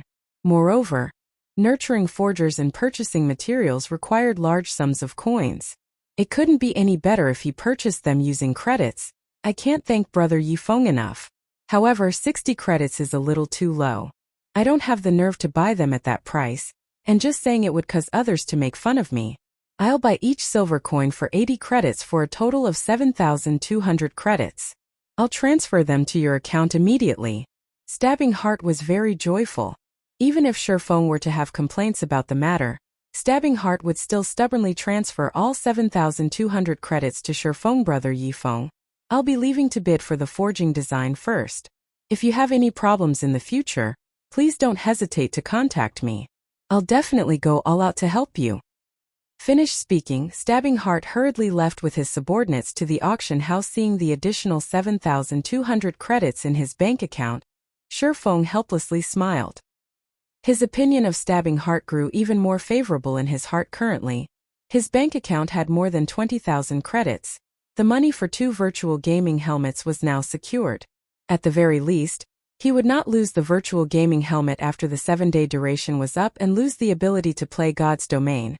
The remaining task he had was to earn even more money and collect some funds before the start of the school's fellowship party. Who knew, he might obtain a great chance at the fellowship party. Building an unshakable foundation for his workshop in Shifeng's previous life, Shadow had obtained a big chance at the fellowship party. It was precisely because of this chance that allowed Shadow Workshop's strength to greatly increase, giving them the confidence to compete with other third-rate guilds over controlling rights for White River City in this life. Since he was to attend the fellowship party, he would not let go of this great opportunity. Naturally, he would compete for as much as he could, following which, Shifeng looked for a hotel and rented a guest room there in Red Leaf Town. The red name above his head was too eye-catching. If he did not look for a way to deal with it, his every action would attract the attention of surrounding players. I never thought I would have to use this item this quickly. Shifeng took out the demon mask from his bag. He could not help but shake his head and laugh. If he did not have this item, he really would have a difficult time solving the matter of his red name. After wearing the demon mask, Shifeng adjusted his facial appearance. His new appearance was very different from his original self. At the same time, his red name also turned green. If others did not possess a high-leveled observation skill, they would not be able to see through his disguise. After confirming that there were no problems, Shifeng placed his remaining 3 gold coins onto the virtual trade center. Each silver coin was sold for 80 credits. Based on the current level of competition, as long as the Assassins' Alliance successfully bid for the forging design, those first-rate guilds and other second-rate guilds would most likely be unable to sit tight. The competition then would be more insane than now. Shifeng was not worried that his game currency would not sell. Just as Shifeng was about to leave the hotel, a sudden realization flashed past him. He lightly tapped his own forehead. How could I forget about this thing? Now that I have the demon's mask, how can I not properly use it? Shifeng revealed a bright smile. Chapter 78 Black and White Interweave. The demon mask was able to hide the user's identity. In God's domain, it would be inconvenient for Shifeng to reveal himself in many matters. However, with the demon mask, he would be able to have another identity to move about in the darkness, carrying out many tasks that he himself could not do, and right now was one such time. After walking out of the hotel, Shifeng took a look at his surroundings. He discovered several players behaving oddly. Their eyes were glued onto the hotel's main entrance as if they were waiting for something. However, due to the effects of the demon mask, these players did not pay any attention to Shifeng. Why hasn't that brat come out yet? Is he planning to stay inside there until his red name changes back? An assassin standing outside the hotel entrance said impatiently, "What are you in a rush for? That brat is dead for sure. He actually dared to sneak an attack on Boss Ironsword. He even killed so many of our brothers. The enmity between him and Martial Union has already reached an irreconcilable state. I want to see just how long he can hide. If he were to wait foolishly, instead of killing monsters to reduce the weight of his crime, he would need to wait more than 30 hours before his red name disappears. Even if he is currently powerful, after more than 30 hours have gone by, our equipment and levels will surpass him by a huge leap. At that time, killing him to level 0 will be much easier," another assassin said with a sneer. While these players from Martial Union were making fun of Shifeng, they did not notice their target standing right next to them, and that he heard every single detail of their conversation. Martial Union sure is quick in taking action. They really are thinking highly of me if they sent a party of assassins to watch out for me. Unfortunately, I don't have the time to play around with them. I'll just let them wait for the sky to turn bright. Shifeng had long since guessed that Ironsword Lion would not let him go.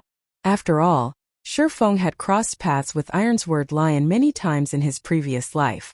He had a very good understanding of Ironsword Lion's personality. Ironsword Lion would definitely want revenge. Even if he had to pay a great price, as long as he was able to obtain revenge, he would definitely do it. Moreover, he would repay it hundreds to thousands of times over. If one were to put it nicely, Ironsword Lion was a simple man.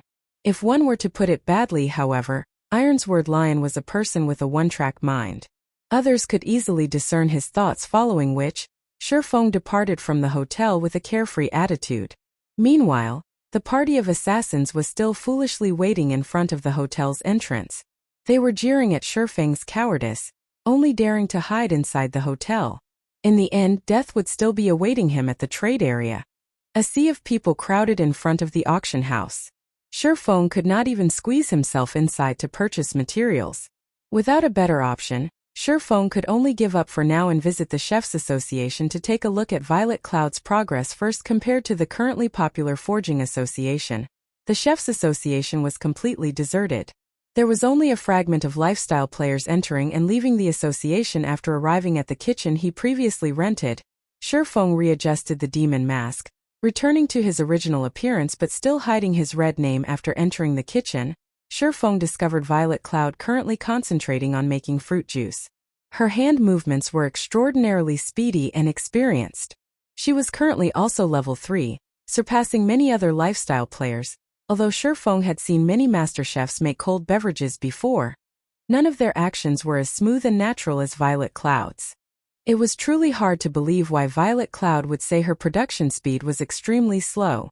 Her speed was shockingly fast. Did Violet Cloud intentionally trick him? Shifeng shook his head, feeling that Violet Cloud had no reason for doing such a thing. Hence, he walked over and suddenly asked, "Violet, how are you faring?" However, as if Shifeng's question did not enter Violet Cloud's ears, she was still concentrating on making fruit juice. There was nothing else present in her heart. Looking at Violet Cloud's degree of focus, Shifeng was slightly shocked himself. He no longer tried to interrupt Violet Cloud and instead chose to stand by the side and observe her. After more than 10 minutes had passed, Violet Cloud had yet to discover Shifeng's presence. Meanwhile, she had already crafted more than 10 cups of fruit juice. These fruit juices looked extremely refreshing, and they gave off a faint, captivating fragrance after she used up the materials in her hands, just when Violet Cloud was about to retrieve more. Ah! Violet Cloud was shocked into a jump as she discovered that her boss, Shifeng, was standing behind her. From the looks of it, he had been waiting for quite some time now. Violet Cloud's heart became frantic as she thought about how she let her employer wait for so long. Lowering her head, she said in a nervous tone, "Sir, have you completed the 900 cups of fruit juice?" Shifeng asked with a smile. Shifeng's evaluation of Violet Cloud had greatly risen as of this moment. The more focused someone was when doing something, the greater the efficiency. It was also easier for them to overcome difficulties. However, not everyone was able to constantly maintain a high degree of focus, Just like how a student's thoughts would wander after studying for a long period of time, or become absent-minded after listening to the teacher's lecture for some time, however, Violet Cloud possessed extraordinary focus. When carrying out a task, her efficiency would definitely increase by several folds, doing half the work for double the effect. It was no wonder why she was able to become a cleric god in the end. Even if she were not a cleric, and instead played some other job, her achievements would most likely still be great and they're all done. However, I obtained a realization when I was making them before. After spending a lot of materials, I created a new fruit juice. You won't blame me for it, right, sir? Violet Cloud said, slightly afraid. After all, she did not carry out her task according to Shifeng's requirements. After completing the 900 cups of fruit juice, she went on to concoct other recipes. Shifeng involuntarily laughed. Looking at the hundreds of cups of fruit juice on the table, he encouragingly said, "Why would I blame you? More than that, I want to reward you. With the new fruit juice, I will have greater confidence in carrying out that task of mine. Here are 3 silver coins as your reward. I hope that you can bring forth many new creations in the future.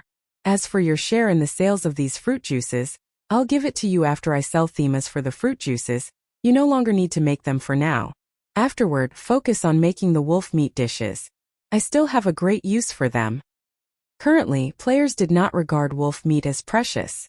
However, after it was turned into a wolf meat dish, its price could be increased over 10 times. Such an increase was due to the fact that after consuming the wolf meat dish, every job would have their main attributes increased by 5 points, and its duration was 1 hour. Such an increase was extremely attractive to a majority of the players. The increase was equivalent to gaining another level, and with it they would be able to kill monsters much more quickly. Only, after taking the manufacturing costs into account, most of the current chef players did not pay much attention to dishes with such high costs. However, by the time they did pay attention, they would have already missed a huge opportunity. Thank you, sir. I will definitely complete my task. Excitement and appreciation filled Violet Cloud's face after she received the 3 silver coins. She felt she was truly lucky for being able to meet Shifeng. Otherwise, she would still have to conduct sales out in the streets, only to end up selling just a few cups.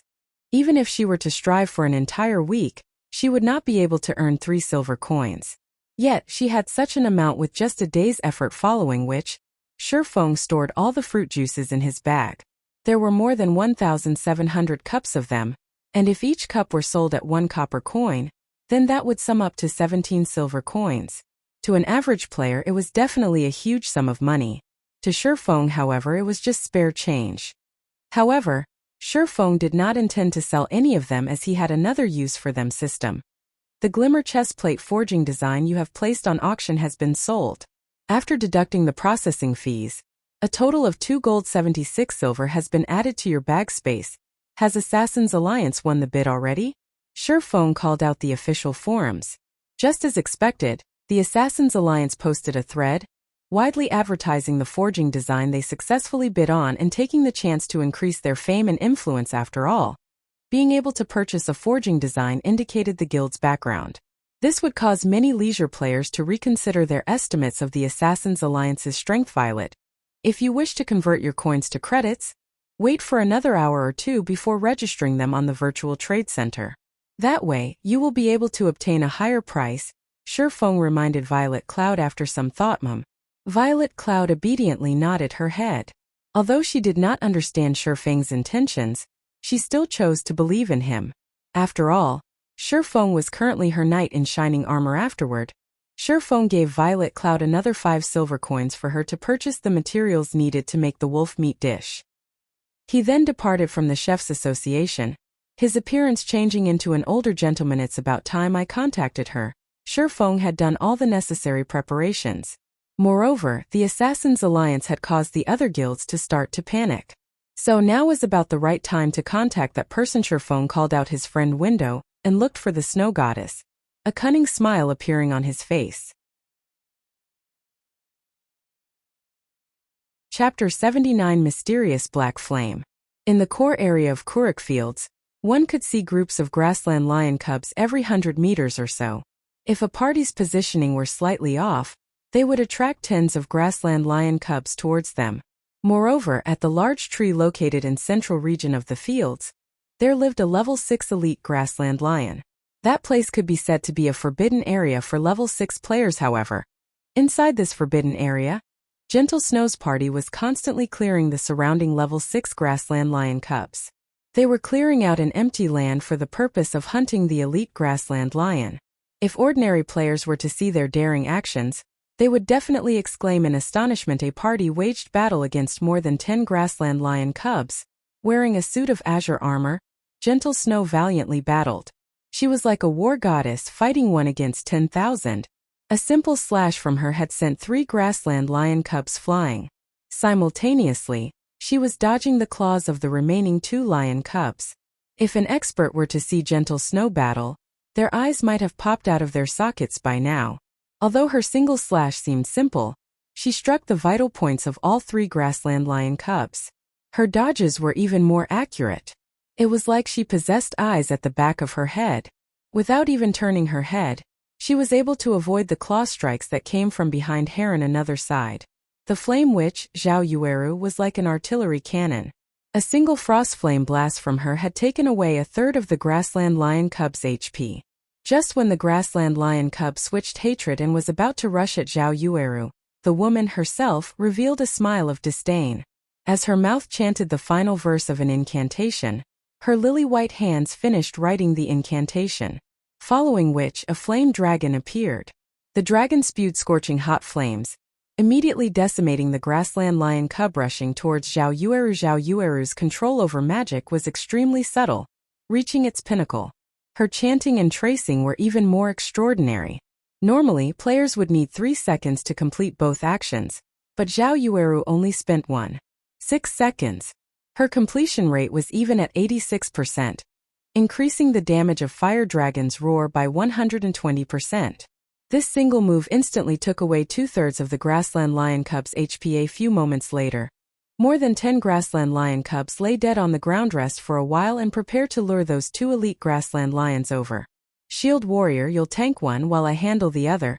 After tidying up the loot, Gentle Snow commanded as she looked towards the 2 patrolling elite grassland lions in the distance. Just as everyone was resting, Gentle Snow received a single message signed with the name of Black Flame. Looking at this signature, Gentle Snow's brows slightly wrinkled. Previously, she put out word that she wished to discuss matters of cooperation with the Black Flame Forger. It did not take long before she received a reply. Originally, she had felt rather joyous at the fact. However, a few moments later, she received another pile of similar messages, all of them claiming themselves to be the Black Flame Forger. However, after undergoing a simple questioning and identification, she discovered that all of these players were fakes. Every one of them wanted to swindle some money from her. Snow. Is it another harassing message? Why not you just set it so you can only receive messages from your friends? That way these messages won't bother you anymore. Zhao Yueru suggested after noticing Gentle Snow's unnatural behavior. Gentle Snow shook her head, saying in a serious tone, I'm not acquainted with the Black Flame Forger. If the real Black Flame Forger were to contact us, and we weren't able to receive his message, wouldn't we have posted that thread for nothing? I'll still take a look at it. In any case, it is very easy to determine the authenticity of the Black Flame Forger. However, Gentle Snow suddenly froze when she read the message. That was because this message had very clearly proven the authenticity of this Black Flame.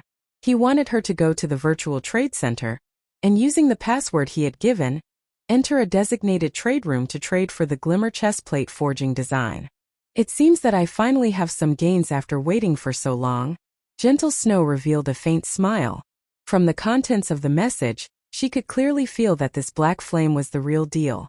Otherwise, he would not suggest trading the forging design at the virtual trade center. After all, Black Flame imposters would not have a forging design. What is it? Did the real Black Flame contact you? Looking at Gentle Snow nodding to her question, Zhao Yueru became immediately excited. Wishing to meet this mysterious forger, she asked, when do we meet him? Currently, the Black Flame Forger was known by everybody. He was even in possession of a forging design that could increase a guild's influence. After carrying out one questionable action after another, only now did they find out his true motive. Zhao Yueru couldn't help but admit the brilliance of the Black Flame Forger's methods. He paid such a huge price all to control the initiative in the game played by the various guilds. Now, every guild within the area of White River City could not help but get caught up in this spiral. Otherwise, they would be eliminated by the other guilds. His unpredictable actions even caused her to feel admiration. He was unlike a certain someone who was clearly just a lucky bastard, yet still pretended to be an expert. Just thinking about that person made Zhao Yueru's blood boil in anger. Compared to the Black Flame Forger, the difference between them was thousands of miles apart. I just contacted him. However, he does not want to add us as friends. He only said he wants to meet at the level 8 map, Fissus Canyon, in 4 hours. Fissus Canyon isn't that far away from our current location. I'll buy the forging design first, then we'll quickly clear up these elite grassland lions. If we hurry over, we should be able to make it. Even Gentle Snow was clearly excited right now. There were so many first-rate guilds in Starmoon Kingdom. Yet, she didn't imagine that the Black Flame Forger would actually be willing to cooperate with them. She couldn't help but admit that they were extremely lucky, or maybe that Black Flame had some other plans. In any case, she wouldn't be able to see through the thoughts of this Black Flame Great. Then let's hurry. If we make him wait too long, it would be terrible if he didn't want to meet us anymore. Zhao Yueru abruptly stood up, excitedly saying, "So look at you in such a hurry. We still have time." Gentle Snow rolled her eyes at Zhao Yueru. She did not imagine that Zhao Yueru would be so interested in Black Flame. Normally, she would not be as enthusiastic towards other people she met. Meanwhile, Shifeng, the target of Gentle Snow and Zhao Yueru's conversation, had already departed from Red Leaf Town. He was running towards the White Sand Ruins. The White Sand Ruins was a level 10 monster area. It was also one of the must-come leveling areas for players of Red Leaf Town and several other nearby towns. That was because the quests available here were very numerous. Amongst them, there was no lack of guild quests and reputation quests. There were even 2 unique quests here. The rewards for these 2 unique quests were extremely bountiful, and they would bring plenty of benefits to Shifeng when he officially entered White River City in the future. Hence why Shifeng was running to the White Sand Ruins. Just as Shifeng arrived at a sea of white sand, a message from Gentle Snow arrived. The message stated that they had to delay the meeting time by an hour suddenly, and as a compensation, aside from buying the forging design at price of 24,000 credits, they would give him an additional 20,000 credits. Their wealth was practically overbearing. Shifeng did not really mind the delay in time. In any case, he also needed quite some time to complete the quests here. Meanwhile, 20,000 credits was 2 months' worth of salary of a gold-collar worker. Gentle Snow used it as compensation for being late. Moreover, this was only the start of the business between them. Yet, he had already earned more than 40,000 credits. He could not help but admit that there were many benefits for working with a person like Gentle Snow, especially when the person herself was not lacking money. Even the rich from other virtual reality games could not compete with her following, which, based on his memories, Shifeng searched for a secret path in the White Sand Ruins. After walking this path for nearly half an hour, he caught sight of a bunker buried in the white sand. 2 level 10 elite black steel dwarves guarded the bunker's entrance. One of the 2 unique quests, Steel Fortress Barusha, could be found inside this bunker. Chapter 80 Steel Fortress Barusha. Black Steel Dwarves. They were a group fanatics addicted to forging. The civilization of the Black Steel Dwarves was once incomparably brilliant, and their shadows could be found in the creation of countless pieces of legendary equipment. The arms of Black Steel Dwarves were as thick and robust as their thighs, and their muscles were as hard as stone. In addition to their dark skin color, often they were mistaken for rocks during nighttime, and many people would sit on them accidentally. Of course, the consequences of such an action were very grave, as the thing these Black Steel Dwarves hated the most was being treated as stool. Shifeng straightforwardly walked over this bunker in the White Sand Ruins was extremely well hidden. In Shifeng's previous life, it took a long time before the many guilds doing quests in the White Sand Ruins discovered the bunker. They received many good quests from this bunker, and some quests even gave away mysterious iron equipment. However, such quests usually required a party in order to complete them. It was absolutely impossible for a person to complete them alone. However, compared to these quests, the favorability of these Black Steel Dwarves was much more important. This secret was also only discovered after players had already reached more than 20 levels. There was a unique quest called Steel Fortress Barusha, available here. However, Because the unique quest required a certain amount of favorability before a player could receive it, many players missed the chance to obtain it. On the contrary, an unknown average player received the unique quest. Moreover, after completing the unique quest, the player instantly became the recruitment target of many guilds arriving in front of the bunker's entrance. The two elite black steel dwarves standing guard let Shifeng enter after giving him a simple glance. The inside of the bunker was very large. It was just like an underground town. Black steel dwarves were everywhere, and the majority of the streets were composed of either weapons and equipment shops or bars, with very few places of entertainment. Moving along the main street, Shifeng arrived before a steel building after making several turns and detours. The building was the city hall, and when Shifeng entered the building, the town mayor, a level 30 elite NPC, quickly noticed him. As it has been a long time since any outsiders entered this small town, the mayor happily went up to welcome Shifeng. "Hello, adventurer. Welcome to Stonehammer Town. I am Blackbeard, the town mayor." Blackbeard warmly said, "Hello, Lord Mayor. It is my first time coming here, so I wonder if I could be of any use to you?"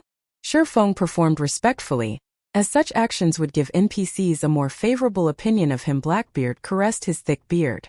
After thinking for a while, he said, "Adventurer, our small town indeed needs help. The weather of area around here is getting hotter by the day, and our water supply is continuously diminishing. As a result, it is getting harder for the inhabitants to live in this small town. I will pay a sufficient price, so I hope you can help us obtain a large water supply or something that can help with the heat system. Do you wish to accept the quest? Blackbeard's request?" Shifeng revealed a faint smile. "He was here exactly because of this. I will be happy to help." Shifeng responded. The most important thing in Rockhammer Town was the town mayor's favorability. However, the town mayor's favorability was not that easy to obtain. That was because the quest he gave was not easy to complete. Moreover, the rewards of the quest were few, causing many players to give up on grinding for the town mayor's favorability system. Quest: Blackbeard's request, accepted.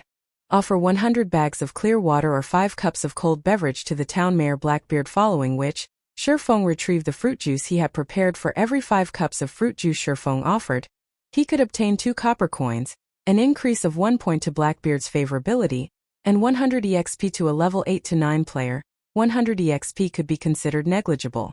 Just by simply killing a level 10 common monster, they would be able to obtain over 200 EXP. Moreover, 100 bags of clear water were sold for 5 copper coins in other towns, and 5 cups of the cheapest kind of cold beverage would similarly cost 5 copper coins. After deducting the cost, that meant that players would be spending 3 copper coins in exchange for 100 EXP.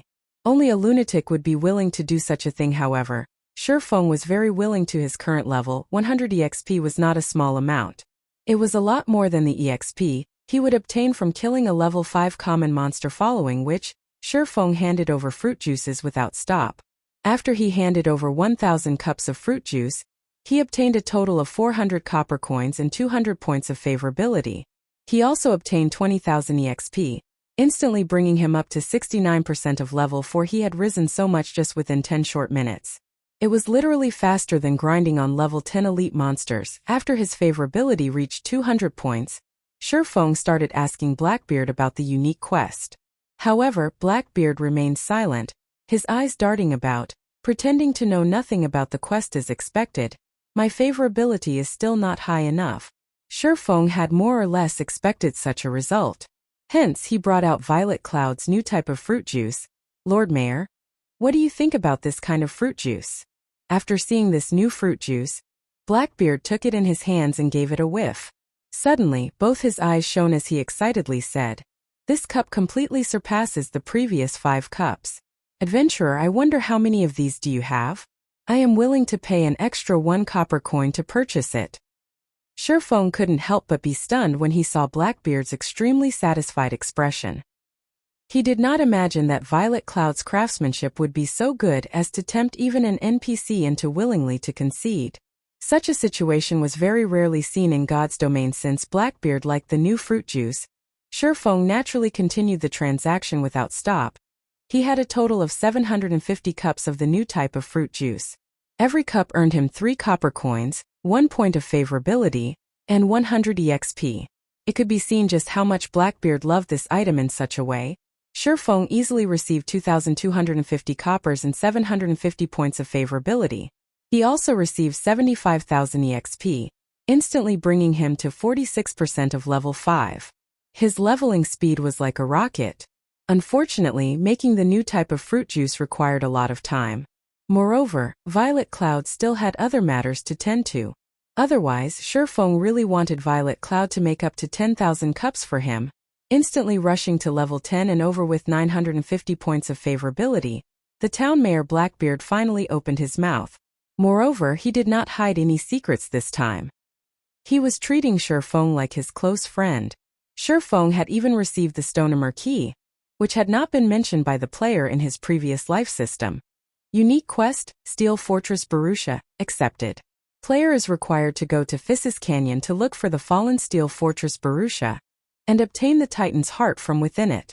Town Mayor Blackbeard will provide an extremely bountiful reward for it.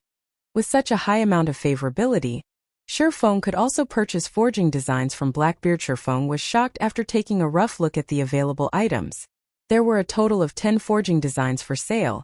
5 of them were common equipment forging designs, 3 of them were bronze equipment forging designs, 1 of them was a mysterious iron weapon forging design, and the last was a mysterious iron equipment forging design. Blackbeard must have even taken out his inheritance with this.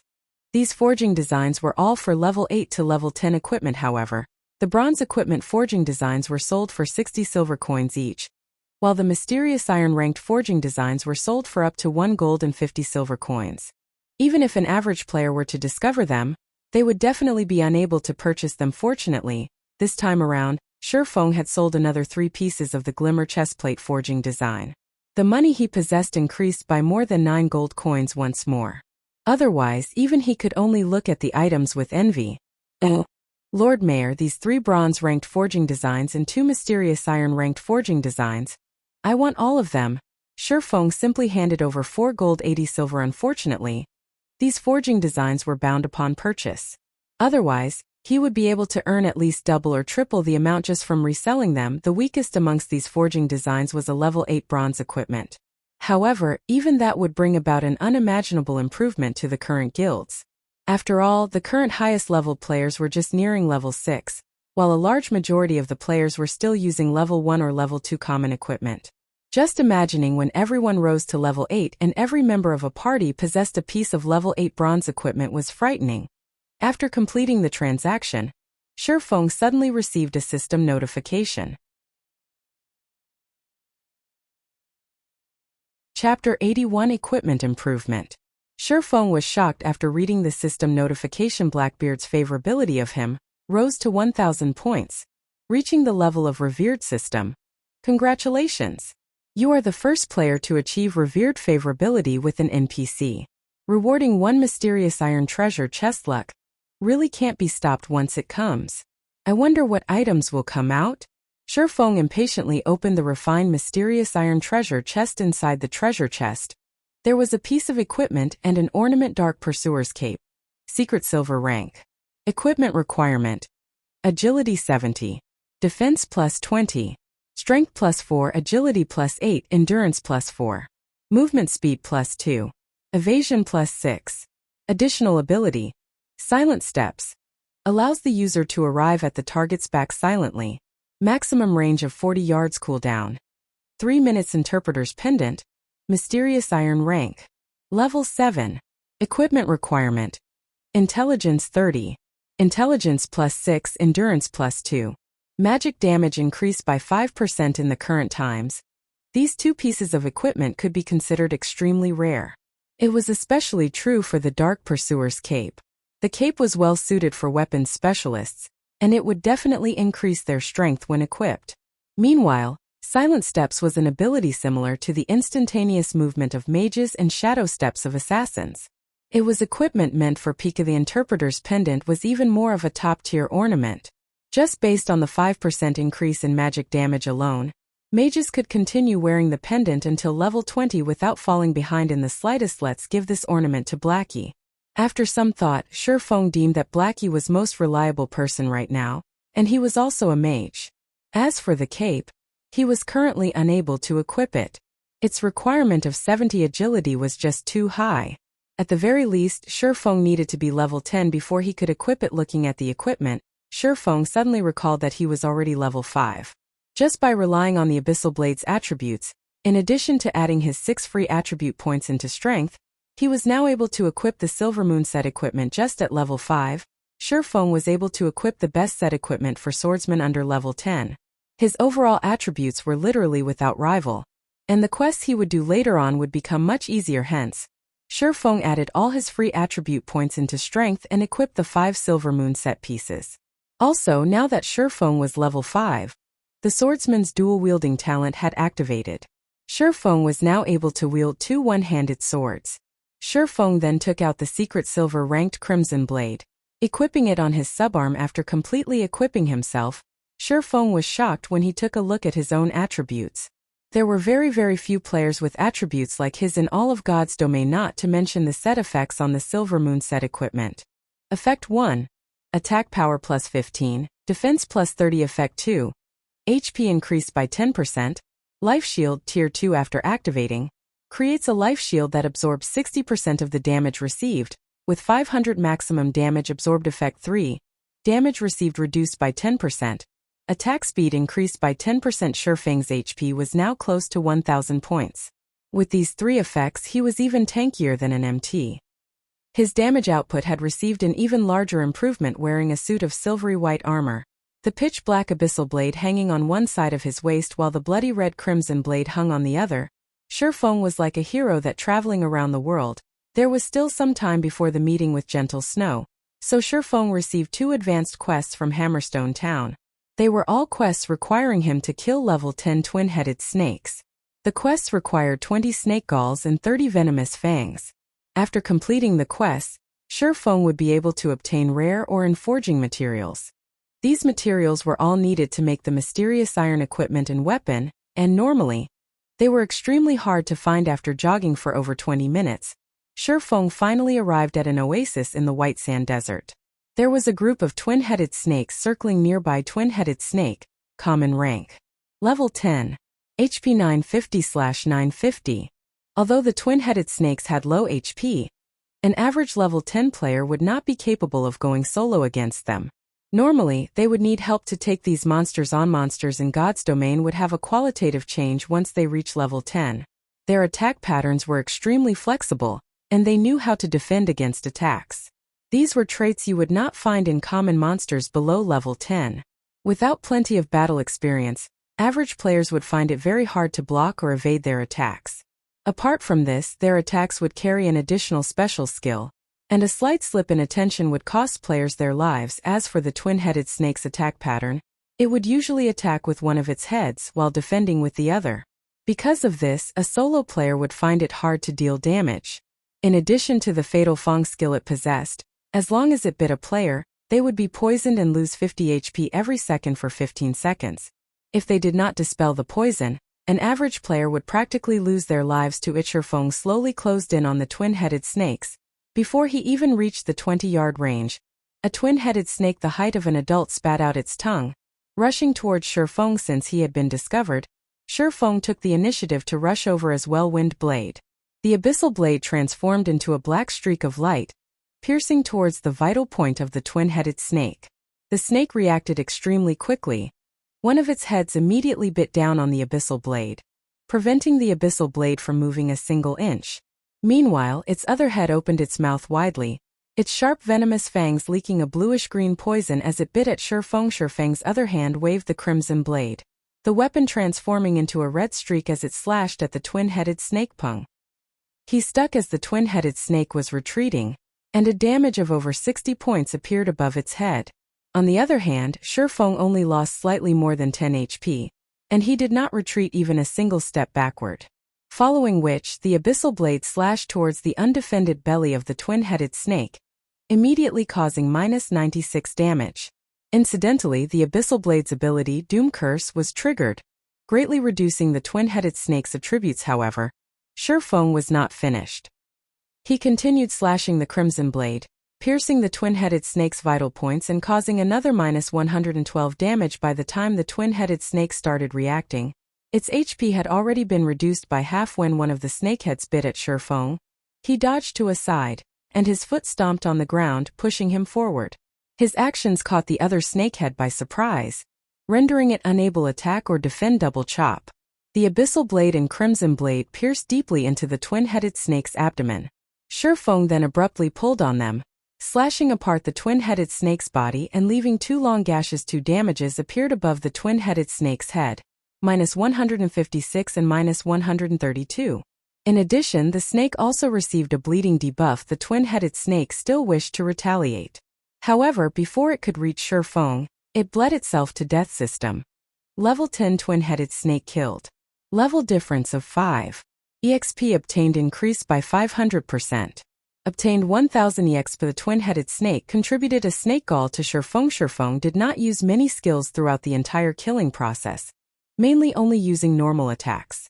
He easily took care of a level 10 monster. However, Shifeng was still not satisfied. It was especially true for his first piercing attack. The twin-headed snake actually blocked the attack. Otherwise, he would have been able to kill the twin-headed snake with a series of continuous strikes. Shifeng then started searching for his next target. After an hour, Shifeng had killed over 40 twin-headed snakes. His experience rose to 81% of level 5.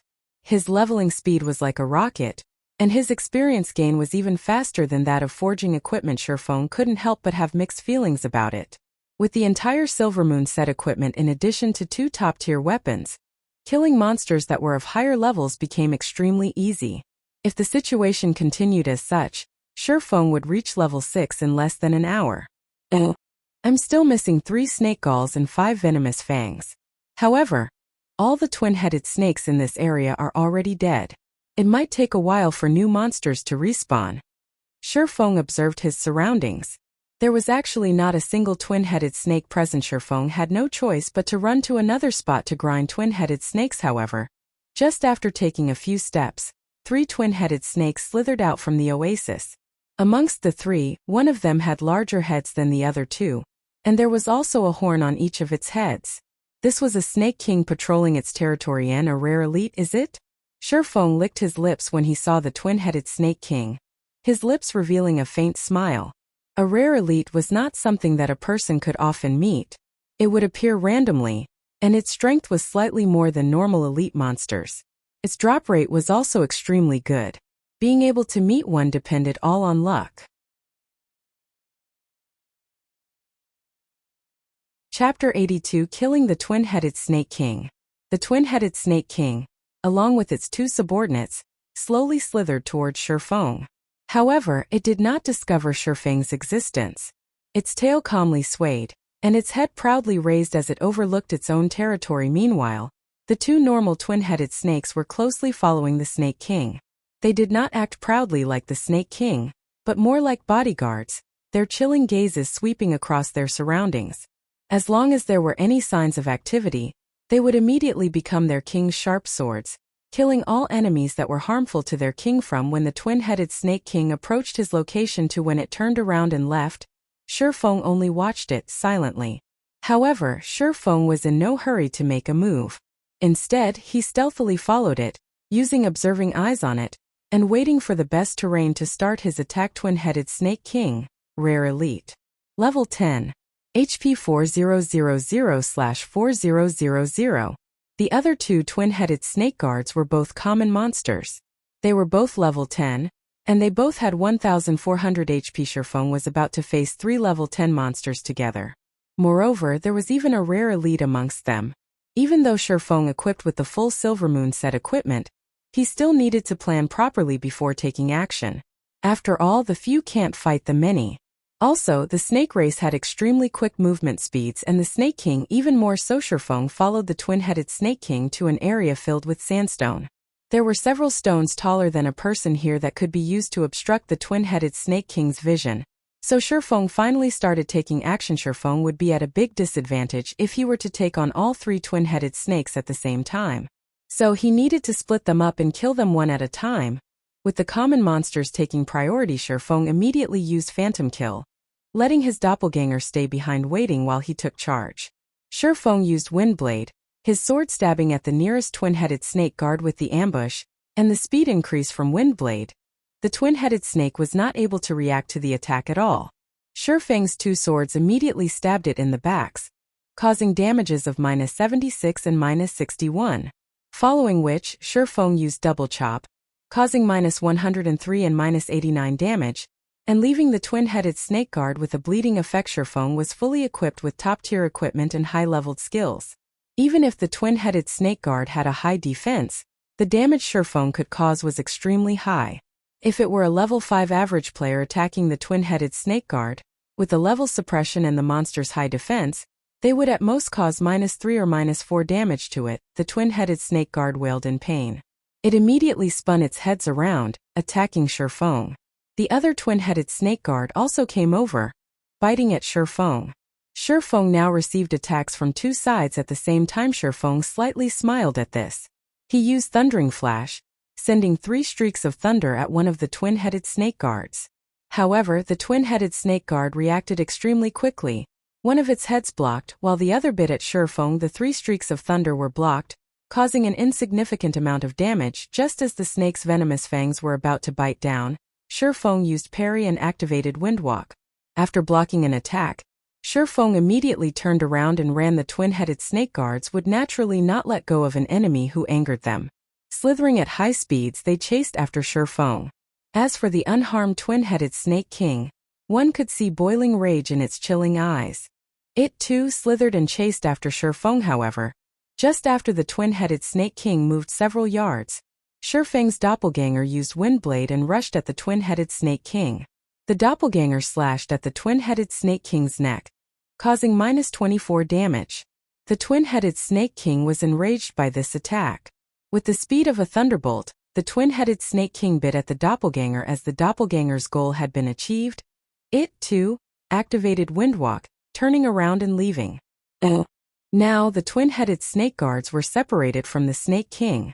Although the two twin-headed snake guards were tough, without the support of their king, they were unable to stand against Shi Feng's fierce attacks. One move after another, Shi Feng's blades would always strike at the vital points of the twin-headed snake guards. After all, the Silver Moon set equipment was not just for show.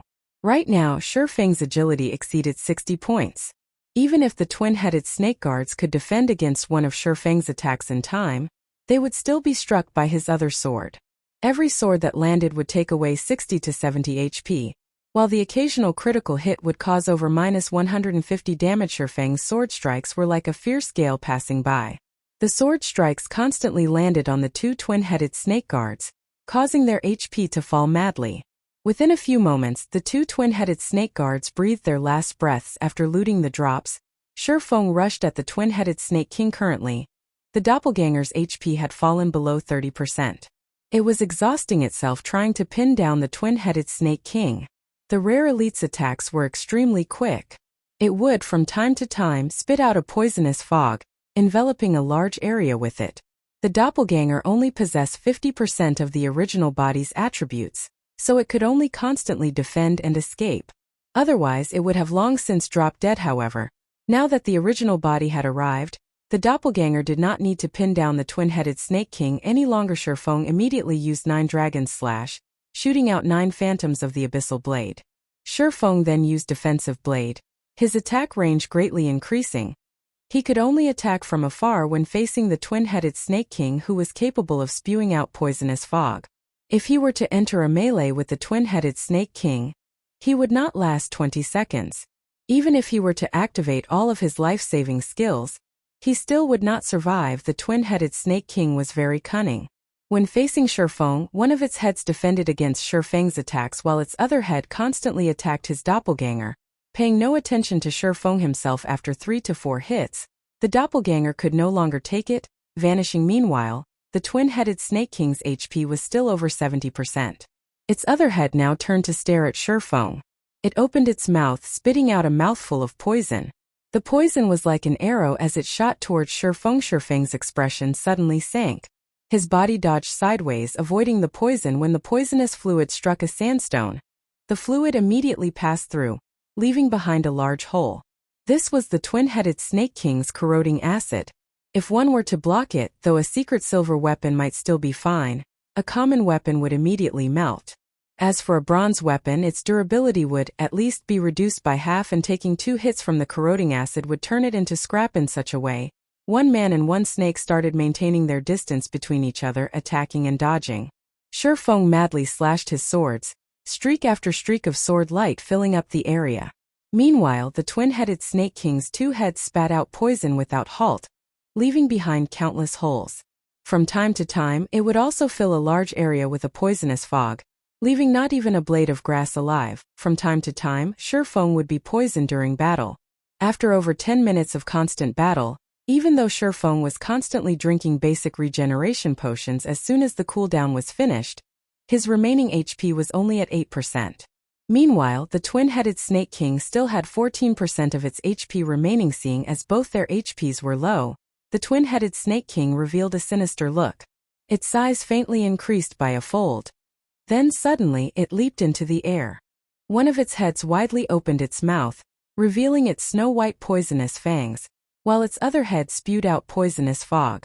The twin-headed Snake King used an attack pattern that contained both attack and defense, and as long as Shifeng closed in on it, he would be trapped in the harmful fog. Going all out now? Currently, Shifeng could withstand the poisonous fog for 3 seconds at best, or take one strike from the Snake King itself. Hence, Shifeng took out a bottle of basic regeneration potion from his bag, gulping it down and recovering 180 HP. In his other hand, Shifeng took out a polymorph scroll. Just as the twin-headed Snake King was about to land, it was immediately turned into a sheep. Thundering flash. Chop! Double chop! Earth splitter! After a series of attacks, the twin-headed Snake King only had 5% of its HP remaining. However, it had transformed back into its original form, while its surroundings were filled with poisonous fog. The twin-headed Snake King's recovery speed increased by a fold while inside the fog. While its enemies would madly lose their HP, Shifeng immediately retreated, using Abyssal Bind on the twin-headed Snake King. Shifeng then took out the Tier 1 magic scroll, continuous flame bombs, and started chanting. 5 large fireballs smashed onto the twin-headed Snake King's body, taking away the last of its HP. The twin-headed Snake King dropped 4 items as it died. System. Twin-headed Snake King killed. Level difference of 5. EXP obtained increased by 500%. Obtained 5,000 EXP. Shifeng finally loosened his breath. As expected, a level 10 rare elite was extremely hard to deal with. If he did not possess the Silver Moon set equipment and the Tier 1 magic scroll, he would have been the one to die in this battle. Fortunately, Shifeng killed it. Amongst the 4 items dropped, there was the level 8 mysterious iron staff, Song of Life, meant for clerics. Its overall attributes were quite good, and it also increased the levels of recovery skills by +1. It was absolutely a top-tier staff. The next item was a level 10 bronze cross shield with average attributes. However, shields were considered rare items, so it was already pretty good that one dropped. The final 2 items were the Snake King's Gall and the Snake King's Skin. Both were rare materials in making poison and leather armor. The quest items had already been collected, so after some rest, Shifeng returned to turn in the quests. He obtained the rare forging materials, and his experience increased to 91% of level 5, just a little more before reaching level 6. Looking at the time, it was not long before the arranged meeting time. So Shifeng started heading towards the level 8 area, Physis Canyon. Chapter 83 Second Meeting. Physis Canyon, a paradise on Earth, it was a place filled with lush green vegetation. Multiple streams of water flowed through the canyon, while flocks of birds flew in the sky above. The forest as well was filled with the sounds of hundreds of birds squabbling with each other. Although this place was beautiful, right now, there was not a single player that came here to level up. After all, the highest leveled player right now was just level 6. Normally, they would be safely leveling up in level 6 or level 7 areas. Physis Canyon was a level 8 monster area, and level 9 monsters could even be found in the inner areas.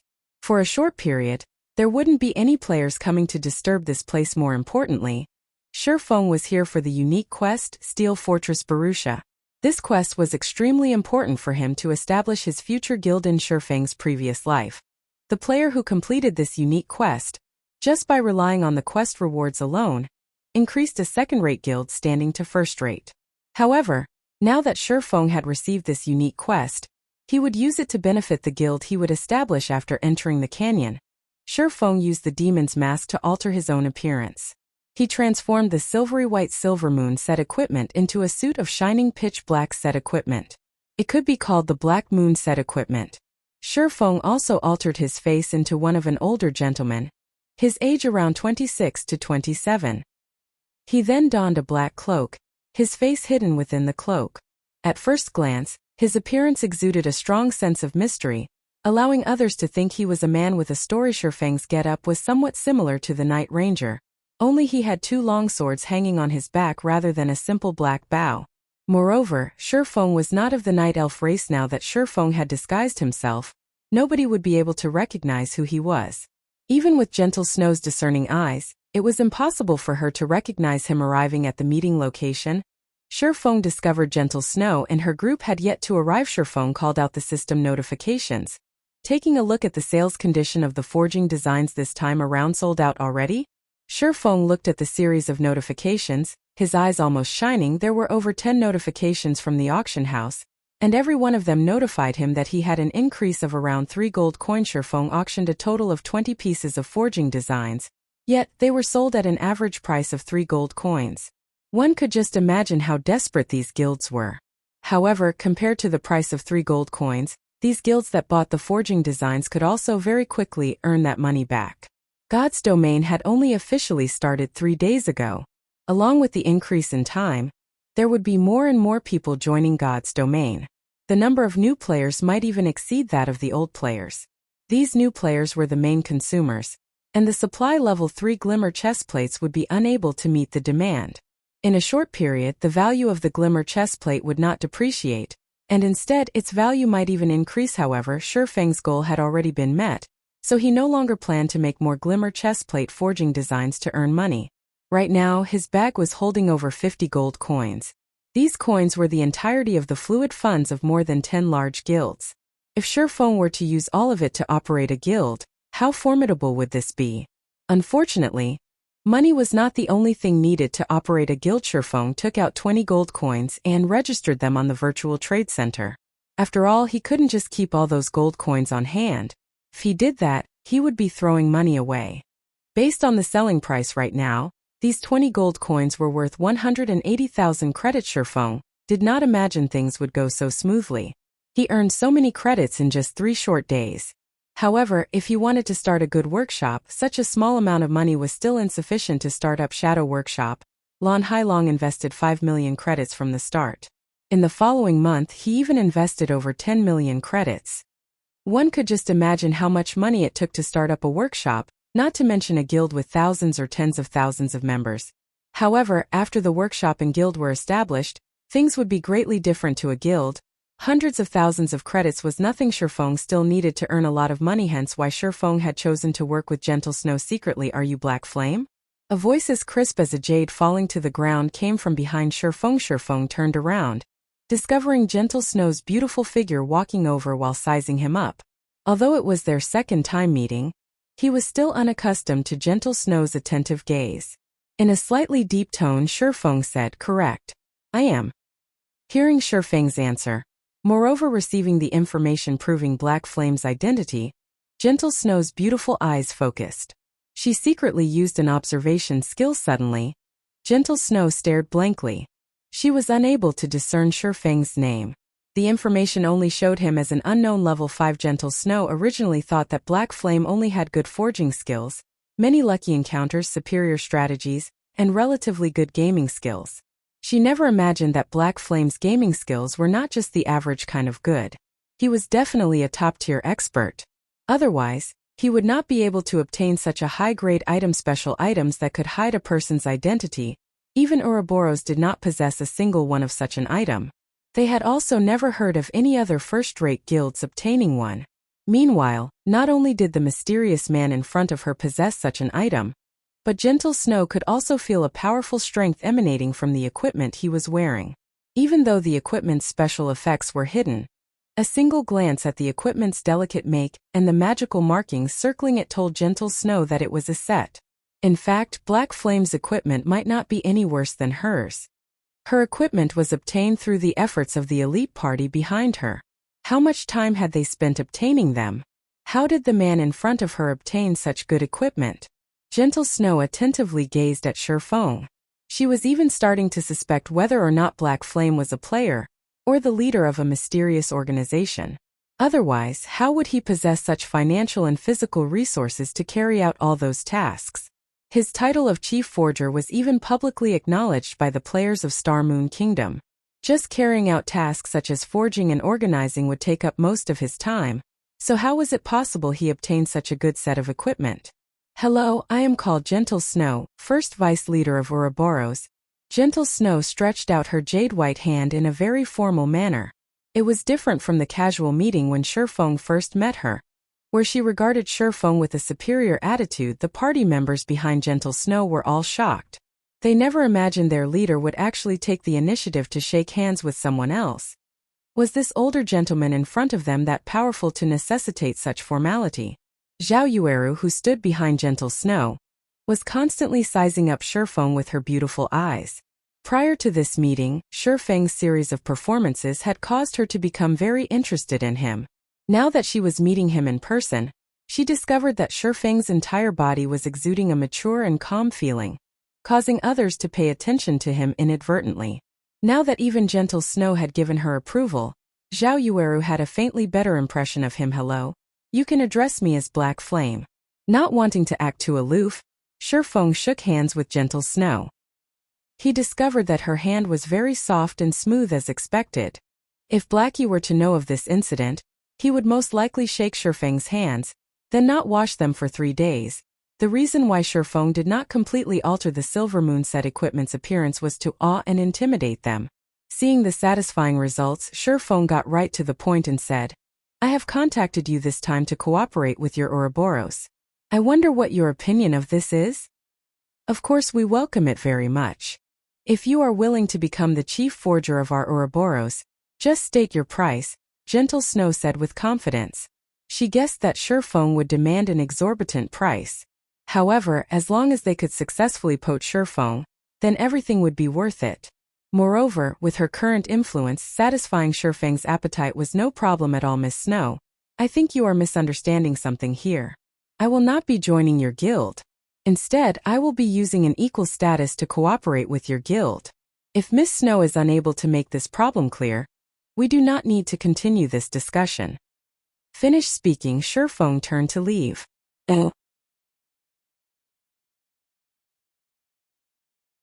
Chapter 84 Horizon Alliance. Seeing as Shi Feng was about to leave, the members from Ouroboros were stupefied. There was actually a man who would treat Gentle Snow in such a way. He even discarded the chance to work with Ouroboros without hesitation. Juru panicked. Her words caught in her mouth. She almost wanted to hold back Shi Feng and mediate between them. Even the wise Gentle Snow had yet to speak. If Zhao Yueru took action herself, her standing out might cause the situation to worsen. So without a better choice, she just pulled on Gentle Snow's arm, secretly reminding her, however.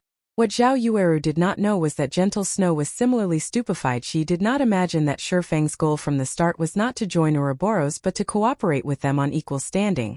However, did Shi Feng have the qualifications to do so? Ouroboros was not as simple as it looked. It was a colossus in the virtual gaming world. The resources in its possession were not something an average player could imagine.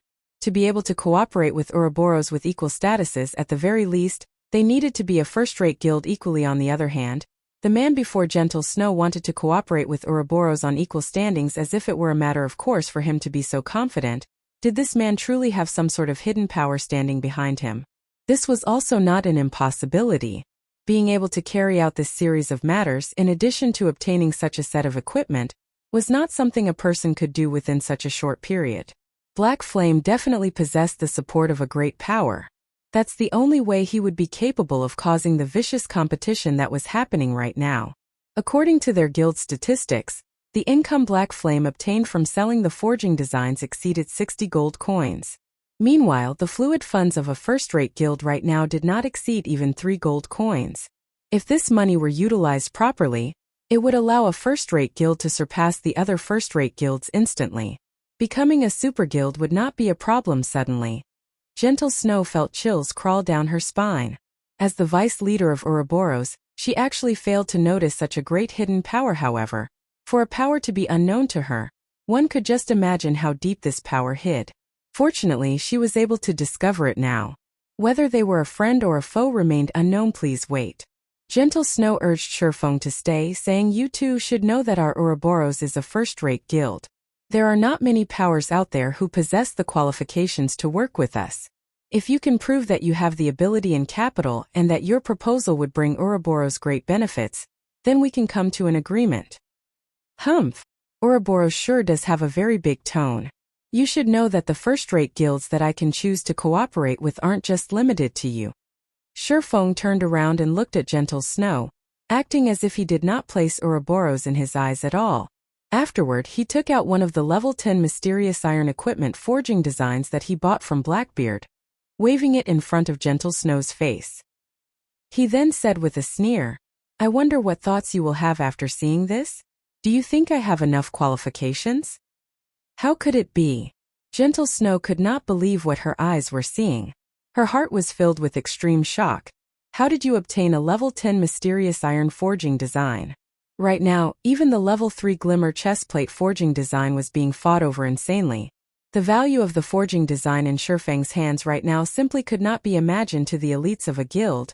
The level 3 glimmer chestplate forging design was not particularly useful. The main purpose of a guild obtaining it was just to earn money and nurture their own forgers, increasing the advantage that their guild possessed over others. However, when compared to the forging design that Shifeng was currently holding, the glimmer chestplate forging design was not even worth being mentioned. Lead by one step, then lead to every other step. This was the natural law of the virtual gaming world. Every guild knew of this law. Trade secret. Don't think too much about it. Shifeng kept the forging design. If there aren't any other matters, then I'll be leaving. It was absolutely impossible for Gentle Snow to allow the person in front of her, who possesses a level 10 mysterious iron equipment forging design, to leave. Moreover, to allow him to cooperate with another first-rate guild. If she were to allow the other first-rate guilds to obtain him and mass-produce these pieces of equipment, equipping every elite member with it, then the competition for the kingdom's capital would no longer be necessary. All right, I agree. State how we should cooperate then. Gentle Snow grit her teeth, yielding to Shifeng in the end. But I don't wish to cooperate with you anymore. Shifeng said in a deep tone. You.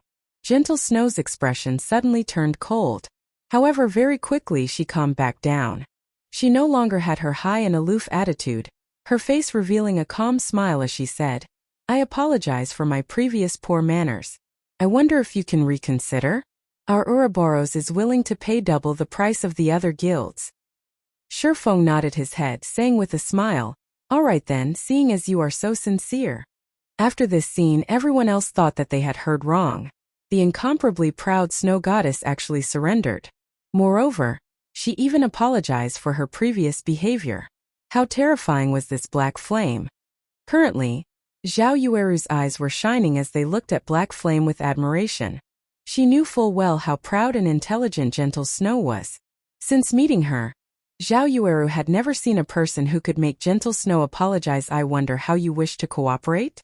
Gentle Snow sent a glare towards the snickering Zhao Yueru behind her, then looked back at Shifeng and asked it. It's very simple. I am planning to establish a loose lifestyle organization called Horizon Alliance and recruit all sorts of lifestyle players. You just need to help me advertise it and spread its influence, and I'll give your guild a discounted price.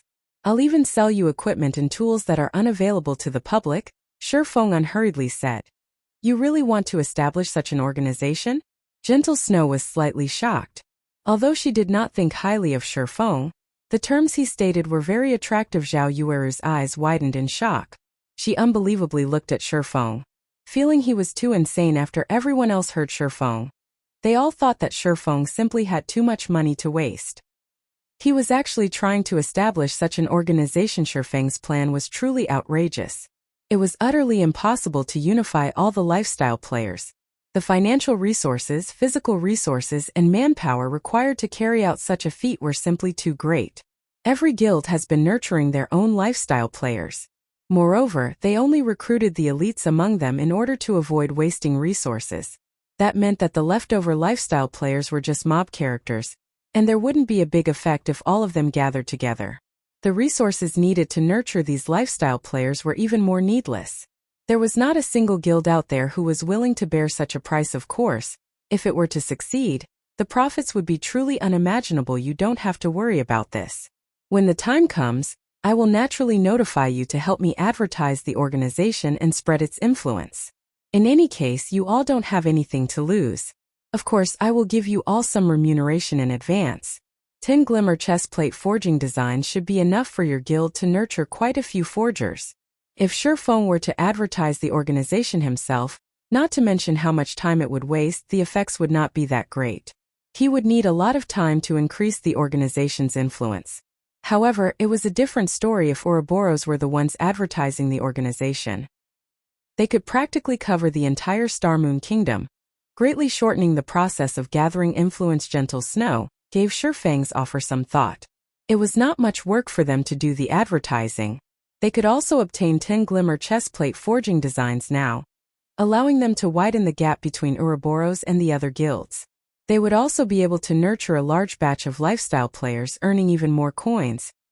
As for the matter of establishing such a lifestyle alliance, nurturing lifestyle players in large batches meant it was a process of constantly spending money. It wouldn't be long before such a plan would collapse. Nurturing lifestyle players was an extremely tough task. If Shifeng did not possess the resource and financial support from a large guild, it would be very hard for him to obtain any achievements, following which, Gentle Snow signed a contract with Shifeng, stating that she was willing to help Shifeng spread his organization's influence throughout the entire Star Moon Kingdom. After doing so, Shifeng must repay her with 100 pieces of level 10 mysterious iron equipment. At the same time, Ouroboros will be able to purchase equipment and tools from Shifeng at the discounted price. Gentle Snow looked rather happy after receiving the 10 glimmer chestplate forging designs. She passed the forging designs to an assassin, letting him take the forging designs back to the guild. Then she looked towards Shifeng, inviting him. I see that the number of humanoid monsters is quite high here. Although their levels are slightly higher, it is a good place to level up. Why don't you level up with us? It would be much faster than leveling up by yourself.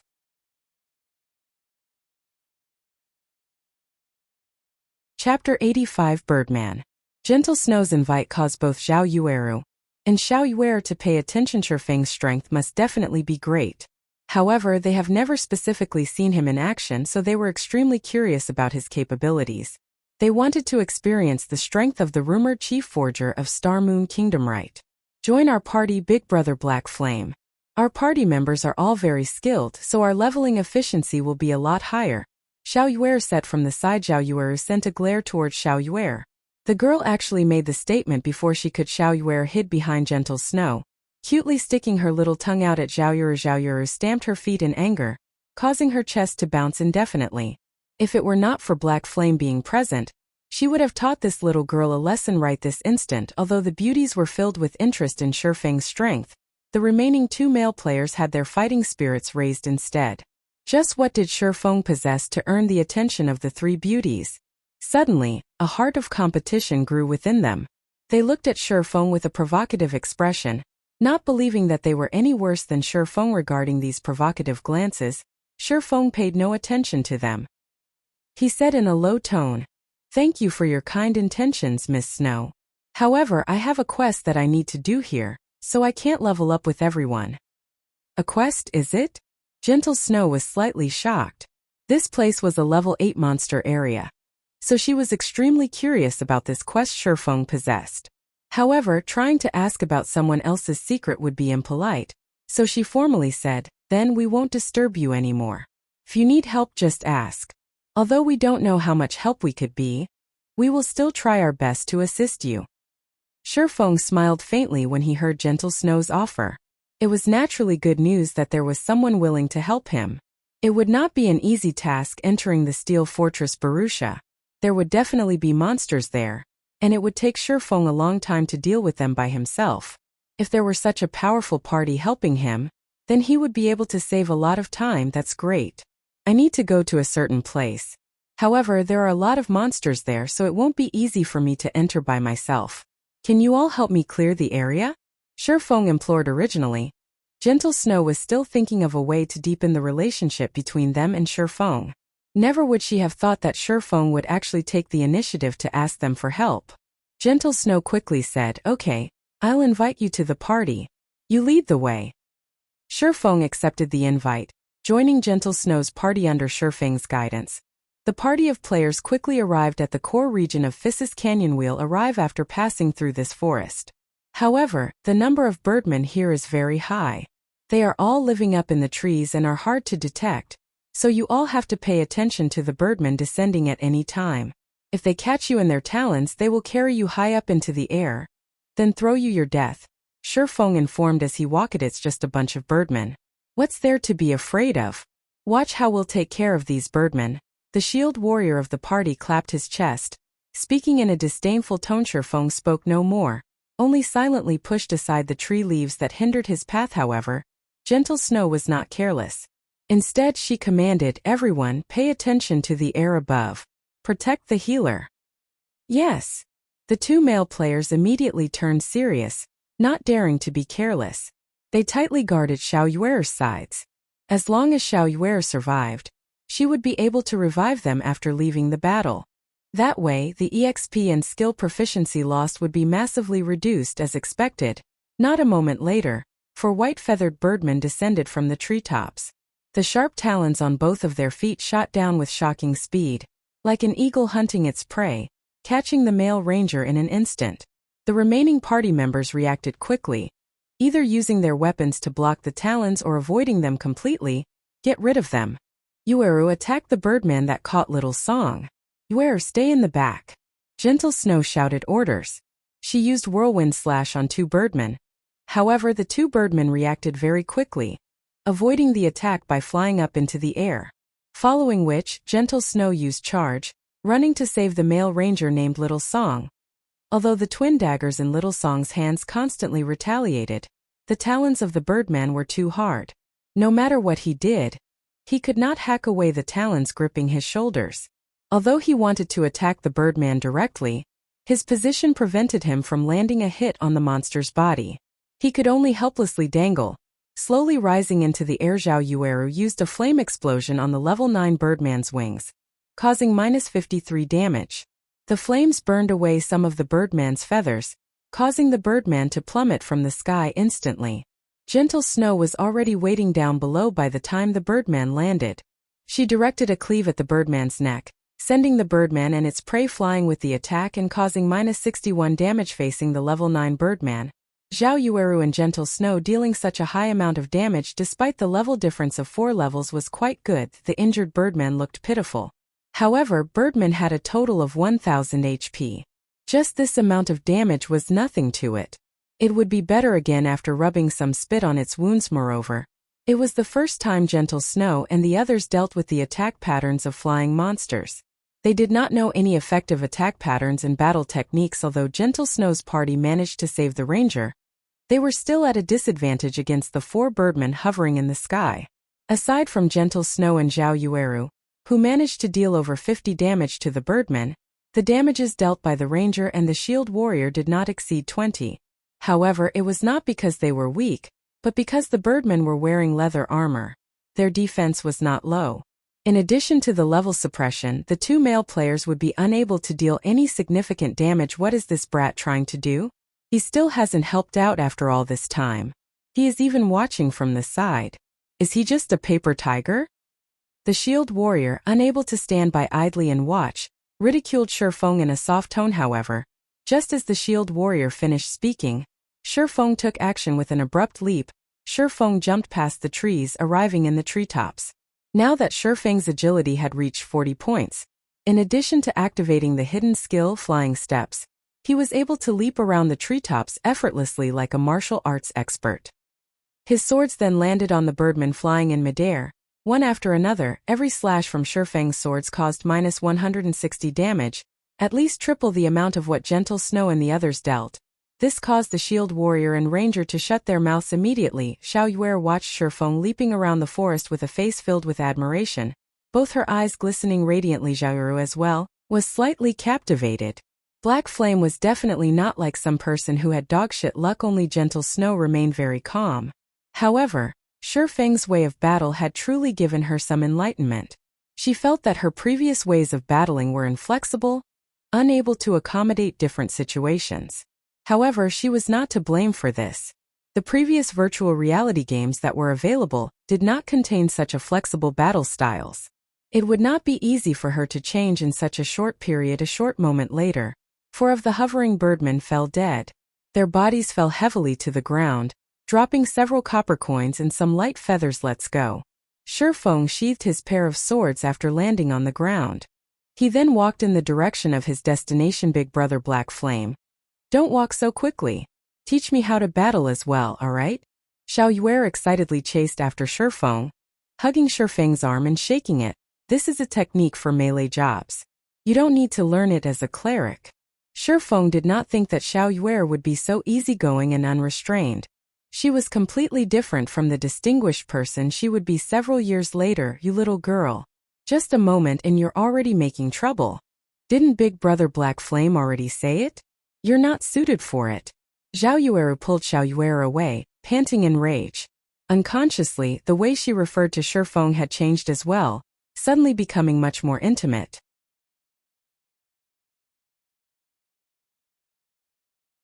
Chapter 86 Mechanical Army. Watching Shi Feng's back, Gentle Snow grit her teeth. When she thought about the horrifying amount of damage Shi Feng previously dealt and his extraordinary battle methods, she suddenly felt Shi Feng was even more opaque to her than before she knew all of the top-tier experts in the virtual gaming world.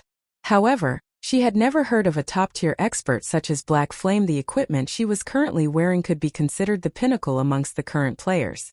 Both she and Shi Feng were level 5 as well. However, the difference in their damage was actually so large. Just how excellent was Shi Feng's equipment? Could it be that he was wearing a full set of level 5 mysterious iron set equipment? What Gentle Snow did not know was that the Silver Moon set equipment Shi Feng wore was the best set equipment for swordsmen below level 10. Its attributes were much better than level 5 mysterious iron set equipment. In addition, Shi Feng possessed a magic weapon and a secret silver weapon. Also, because of the effects of the Abyssal Blade, Shi Feng could deal damage to the birdmen while ignoring the level suppression. So, his damage would naturally be extremely high. On their way through the forest, the number of birdmen they met constantly grew. However, even if they were to face more than 10 birdmen at a time, these birdmen would still be killed off very quickly. Such a result was because of Shi Feng's horrifying damage in addition to the shield warrior holding off the monsters and Gentle Snow and the others becoming more familiar with the battles. The leveling efficiency of Gentle Snow's party right now was much higher than before Shi Feng joined them. Half an hour later, Shi Feng and the others finally arrived at the Ruined Lands. Although it was called the Ruined Lands, in reality, it was just a gigantic crater. Cave systems of various depths and sizes could be found inside the crater. If one entered deep into a cave, they would easily become lost within it. Big Brother Black Flame. Is this the place where you have to do your quest? Zhao Yueru moved closer to Shi Feng's side, flipping her fine black hair and asking in a soft tone. After being in such a close range with the witch, Zhao Yueru, and seeing deep cleavage revealed by her red robes, it was impossible for Shi Feng not to have thoughts about it. Even if he did not possess any evil intentions, it became much harder for him to pretend to be profound now and we'll reach it once we go down this path. However, there are too many birdmen circling in the sky, so won't be easy to get over there. Shi Feng deliberately shifted his gaze to a side, watching the sky above the canyon that led towards the large crater. The shield warrior and ranger no longer belittled Shi Feng's reminder this time. Instead, they held a hint of reverence towards Shi Feng now. Taking precautions, they looked towards the birdmen in the sky. On the way to this place, it was only thanks to Shi Feng that the two of them did not end up dead. Watching Shi Feng take the first step, entering the narrow canyon, a faint smile appeared on Zhao Yueru's face. She kept on having a familiar feeling when she looked at Shi Feng. This was the first time she felt this sort of sensation. Soon after, Zhao Yueru followed Shi Feng tightly into the canyon. Gentle Snow only smiled sweetly at this scene. How could she not know Zhao Yueru's thoughts? There were extremely few situations where Zhao Yueru was interested in a man in such a way. Of course, if Zhao Yueru could enchant Shi Feng, pulling him into Ouroboros, that too would be advantageous. Although there were a lot of birdmen in the canyon, Gentle Snow's party had become increasingly familiar with dealing with these monsters. It was especially true for Gentle Snow. She was a genius. She had already learned Shifeng's battle methods after only seeing them a few times. She used the cliff walls to jump back and forth, and every time she brandished her blade, she would strike a birdman from the air, sending it to the ground. Moreover, she was able to dodge and avoid the talons and fierce attacks of the birdmen in midair. Even without Shifeng's help, Gentle Snow's party could get rid of all Theseus birdmen after continuously killing several hundred birdmen. A flash of golden light appeared around Shifeng's body. He had finally reached level 6, catching up to those leveling madmen in order to equip the Dark Pursuer's cape a little earlier. Shifeng placed all of his attribute points into agility. If he were to level up the Abyssal Blade to level 5, he might even be able to equip the Dark Pursuer's cape at level 8. He's level 6 already? Gentle Snow looked over at Shifeng. She did not imagine that his leveling speed would be so swift. She had been killing monsters to level up without stop, yet she was currently still 23% away from reaching level 6. Meanwhile, Shifeng clearly busied himself with a variety of things, yet he could still reach level 6 before her. However, when she thought about how Shifeng could kill monsters of a higher level with such ease, it was no wonder he could level up so quickly. You want to go to that place? The number of monsters there is just too high. Amongst them, there are even quite a lot of level 9 elites and level 10 special elites. Are you sure you want to enter? After arriving at the deeper regions of the large crater, Gentle Snow suddenly discovered that the place was filled with wandering mechanical golems. She could not figure out just what kind of quest Shifeng had received that actually had such a high difficulty. Even if Shifeng were even more powerful than he was now, it was absolutely impossible for him to enter that place. The mechanical golems were around a person's height. Mechanical golem, common monster. Level 9. HP 1500/1500. The mechanical warriors were double the size of the mechanical golems, and their hands were holding a blade and shield. Mechanical warrior. Elite monster. Level 9. HP 3000/3000. The mechanical knights were the most terrifying of them all. They rode mechanical horses and they held long pikes. They were over 6 meters tall, just like a 2-storied building. Mechanical knight, special elite. Level 10. HP 7000/7000. In the deepest parts of this horde of mechanical monsters, there was a pair of tightly shut steel gates. However, the number of mechanical puppets and mechanical warriors was just too ridiculous. Just from a simple glance, Gentle Snow estimated over 800 of them.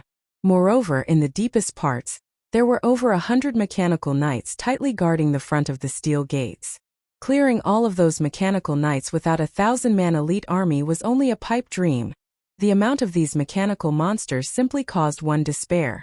Even being more than 100 yards away from these mechanical monsters frightened Zhao Yueru and the others. The mechanical army would be unparalleled if they were to rush over altogether.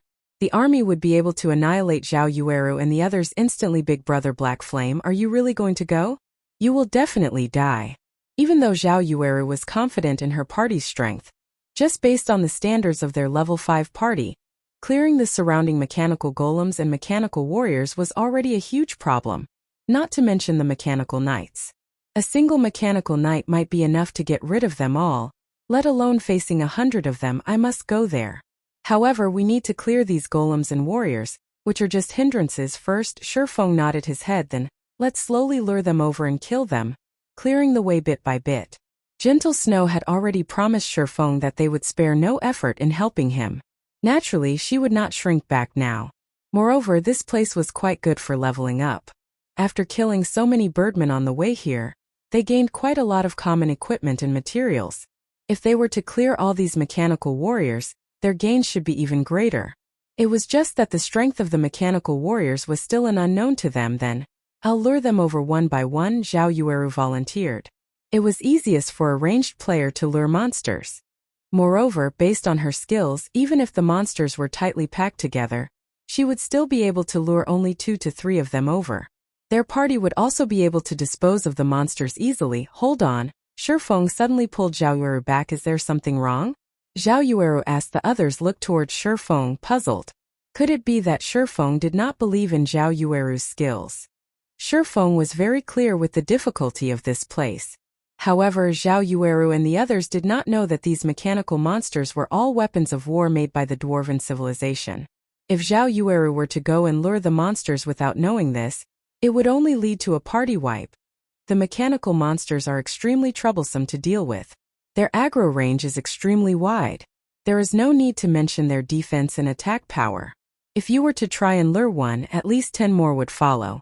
With the level suppression, we will definitely be unable to take on that many of them at once. I have another idea. Which one of you here has a movement speed of over 14 points? My movement speed is 17. Little Song has also reached 14 points. Gentle Snow answered even though she did not understand why Shifeng asked such a question. You and Little Song both use a speed scroll. In a moment, lure all of the surrounding mechanical monsters and gather them in a single location. Then leave the rest to me. Shifeng took out 2 speed scrolls. With these items based on the mechanical monster's speed, the mechanical monsters would definitely be unable to catch up to the 2 of them. After associating with Shifeng for some time, Gentle Snow knew that Shifeng was not one to spout nonsense. He definitely must have his own reasonings. Hence, she and Little Song both used the speed scrolls, the 2 of them starting to lure the monsters from both sides.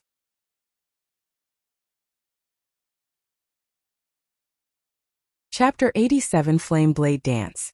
Gentle Snow and Little Song started luring monsters from 2 sides. Before they even came close to the 30-yard range, the monsters discovered the 2 of them. The monsters' eyes flashed a red glow, all of them turning their heads and staring at the intruders. Alert! Alert! Intruders detected. After the alarm rang out, all of the mechanical golems and mechanical warriors within a 40-yard radius were alerted. The surrounding mechanical monsters locked onto the 2 players, and within a moment, the 2 were being chased by hundreds of mechanical golems and mechanical warriors. Zhao Yueru was secretly shocked at seeing this. Fortunately, she did not rashly act and lure the monsters. Otherwise, they would definitely party wipe. Big Brother Black Flame, there won't be a problem luring the monsters in such a way, right? Zhao Yueru saw that Gentle Snow and Little Song were both being chased closely after by the mechanical army. If they had not run away in time, they might have already been dead by now. Relax. With the speed scroll in effect, these mechanical monsters won't be able to catch up to them, Shifeng said confidently. After some time, as expected, not a single one of the mechanical monsters caught up to the 2. Everything happened just as Shifeng predicted. After luring all the surrounding mechanical monsters, the 2 of them circled the large, empty crater. While the mechanical golems and mechanical warriors chased them without stop, the 2 of them were very adept at luring monsters. Within a short moment, they had merged the 2 waves of mechanical monsters into a single wave inwardly. Zhao Yueru was speechless. She too had a speed scroll. However, this item was just too expensive. Even if it was her party members, each of them only possessed 1 speed scroll for the purpose of saving their own lives. She never imagined that Shifeng could easily take out 2 of them. Moreover, he was only using it to lure monsters. It was truly an extravagant use. However, it was true that, with this added speed scroll, the 2 of them were able to lure all of the monsters safely now, though the real problem had arrived. After luring so many monsters, how were they going to deal with them? They did not possess any AoE magic, and even if they did, they would not dare to use it. Doing so would cause disorder to the control of hatred, as their MT did not learn an advanced skill such as Crowd Mock. At that time, everyone would just die. Shifeng naturally knew the question everyone was thinking. However, he only revealed a mysterious smile as he walked forward. In 10 seconds, both of you lure all the monsters to the center, Shifeng said in the party chat. Understood, Gentle Snow answered. Finished speaking, Shifeng took out a delicate, dark red scroll, then spreading it open in one go. Incantations were written throughout the inside of the scroll. Just the light coming from the incantations was enough to cause the fire mana in the surroundings to surge. After seeing this, even an amateur would know that the item Shifeng took out was not simple. As an elementalist, Zhao Yueru's face was filled with shock. Just what kind of magic scroll was this?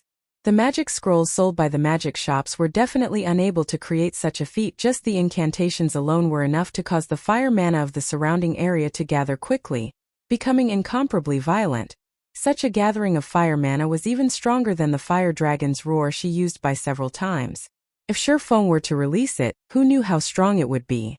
At this moment, Shifeng activated the magic scroll and pulled out the abyssal blade. Suddenly, the fire mana collected above the magic scroll poured down like mercury.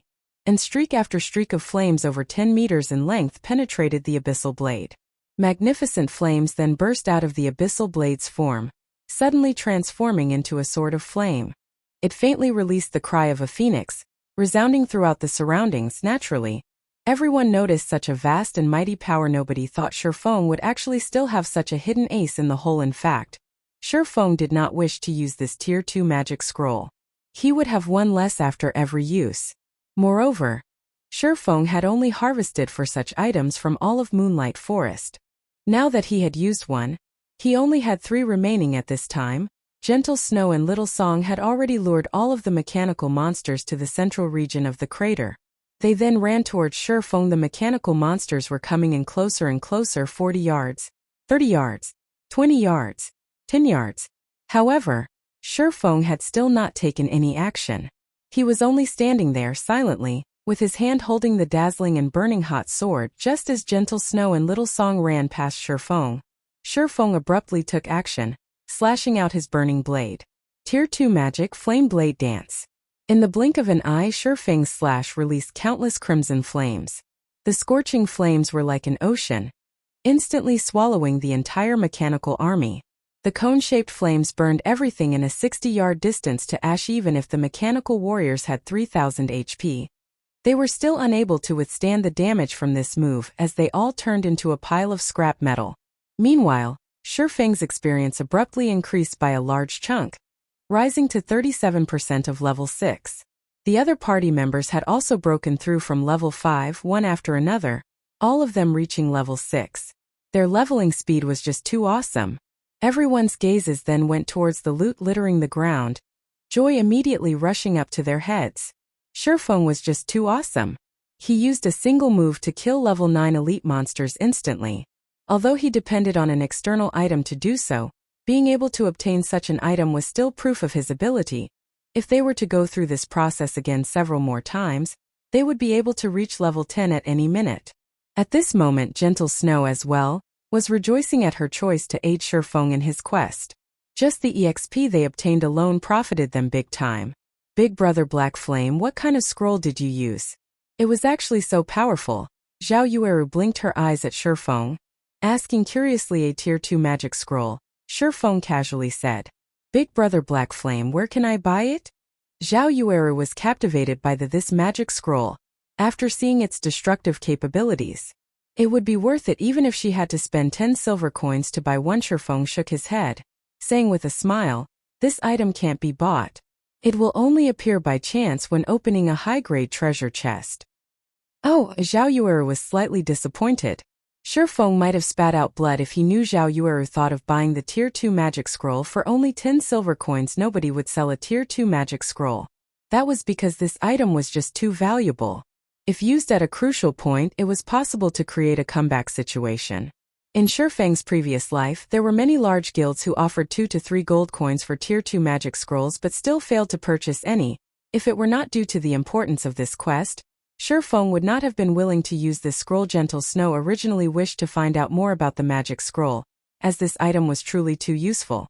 However, after hearing Shifeng's tone, it was clear that he was feeling heartache over having used the item. Even the rich and overbearing chief forger was feeling heartache. One could just imagine how rare this item was. However, when Gentle Snow heard that she could obtain such an item from a high-grade treasure chest, she thought to herself that she would let the players from her guild make a note of it, following which everyone else started cleaning up the loot. There were plenty of elite monsters amongst the over 800 mechanical monsters, so there were many items dropped. Amongst them, there was no lack of level 7 to level 8 common equipment. There were even over 30 pieces of bronze equipment and several skill books. You killed all these monsters, and we were not of much help, so we won't be taking any of the equipment or skill books. Gentle Snow traded all the items to Shifeng after she finished arranging the loot. However, the shield warrior started drooling when he looked at all the equipment for MTs. He was extremely reluctant to part with them. However, he also did not dare have any objections to give everything to Shifeng. You all helped out quite a lot. Let's split according to job requirements. As for these skill books, I'll be taking them. Shifeng only kept all of the skill books because he discovered a special skill, precision throw, amongst them. This skill was extremely useful to him.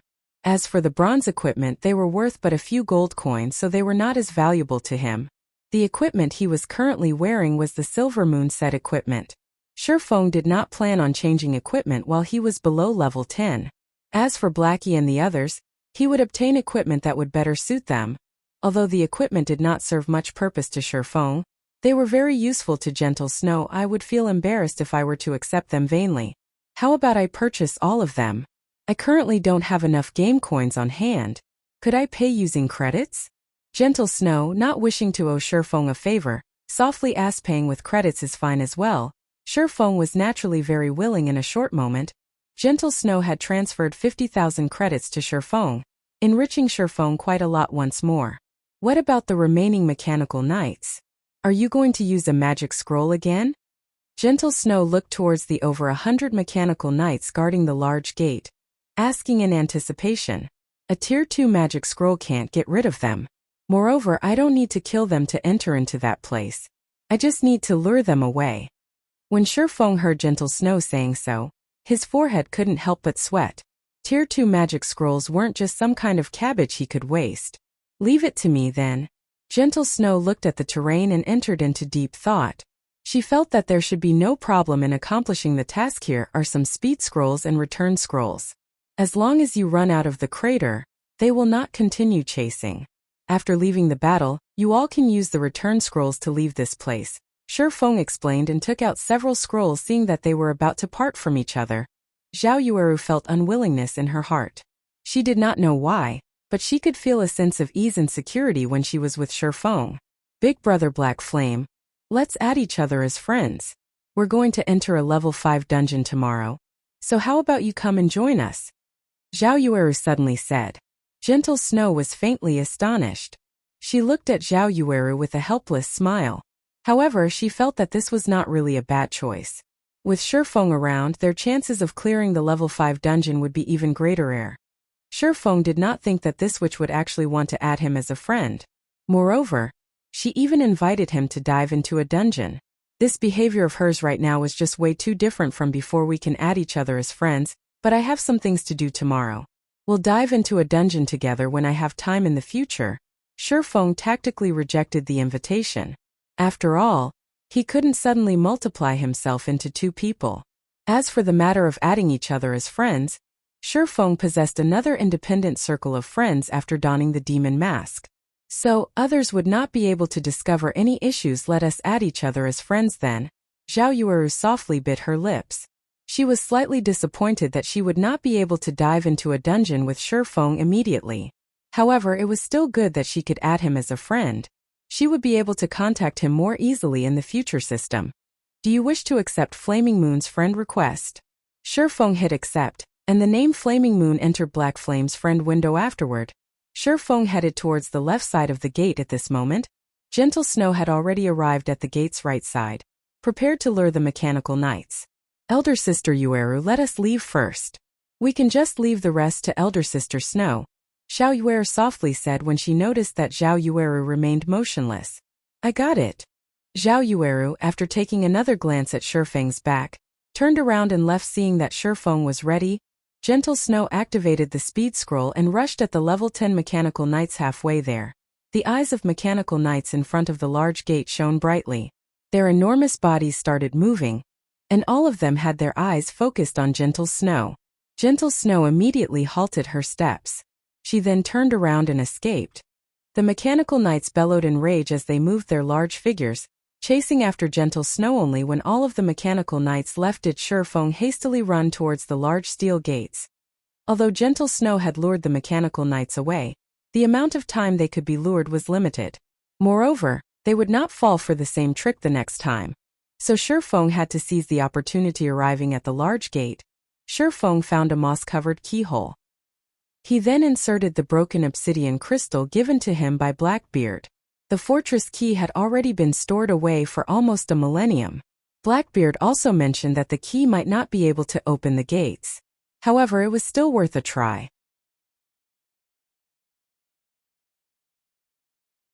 Chapter 88, Advancing to Intermediate Rank. After inserting the obsidian key, there was no reaction from the steel gate. It was still as unmoving as ever at this moment. A message arrived from Gentle Snow. She told Shifeng that the mechanical knights had suddenly stopped chasing her and were quickly returning. Crap, it can't be. Right? The key really doesn't work? In a fit of rage, Shifeng abruptly sent a punch towards the keyhole since he could not use the simplest way to enter. Then he could only use the more dangerous method to enter D. Suddenly, a dazzling golden light radiated out from the keyhole. Countless energy runes flashed on the pair of three-storied gates. After which, the gates slowly opened, letting out ear-piercing creaking sounds, seeing that the mechanical knights had already hurried over, while a gap fit for a person had opened between the pair of gates. Without hesitation, Shifeng pulled out the obsidian key, and the gates stopped moving instantly, following which, Shifeng squeezed himself through the gap between the gate system.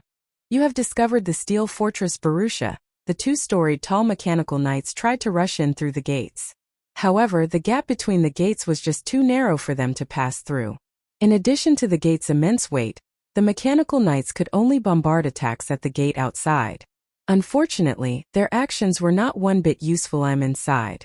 After Shifeng sent a message to Gentle Snow, he carefully headed forward along the gigantic steel pathway on the other side of the ruined lands. Snow, how is he? Waiting by the side, Zhao Yueru asked when she saw Gentle Snow running in her direction. No problems. He's already inside, however.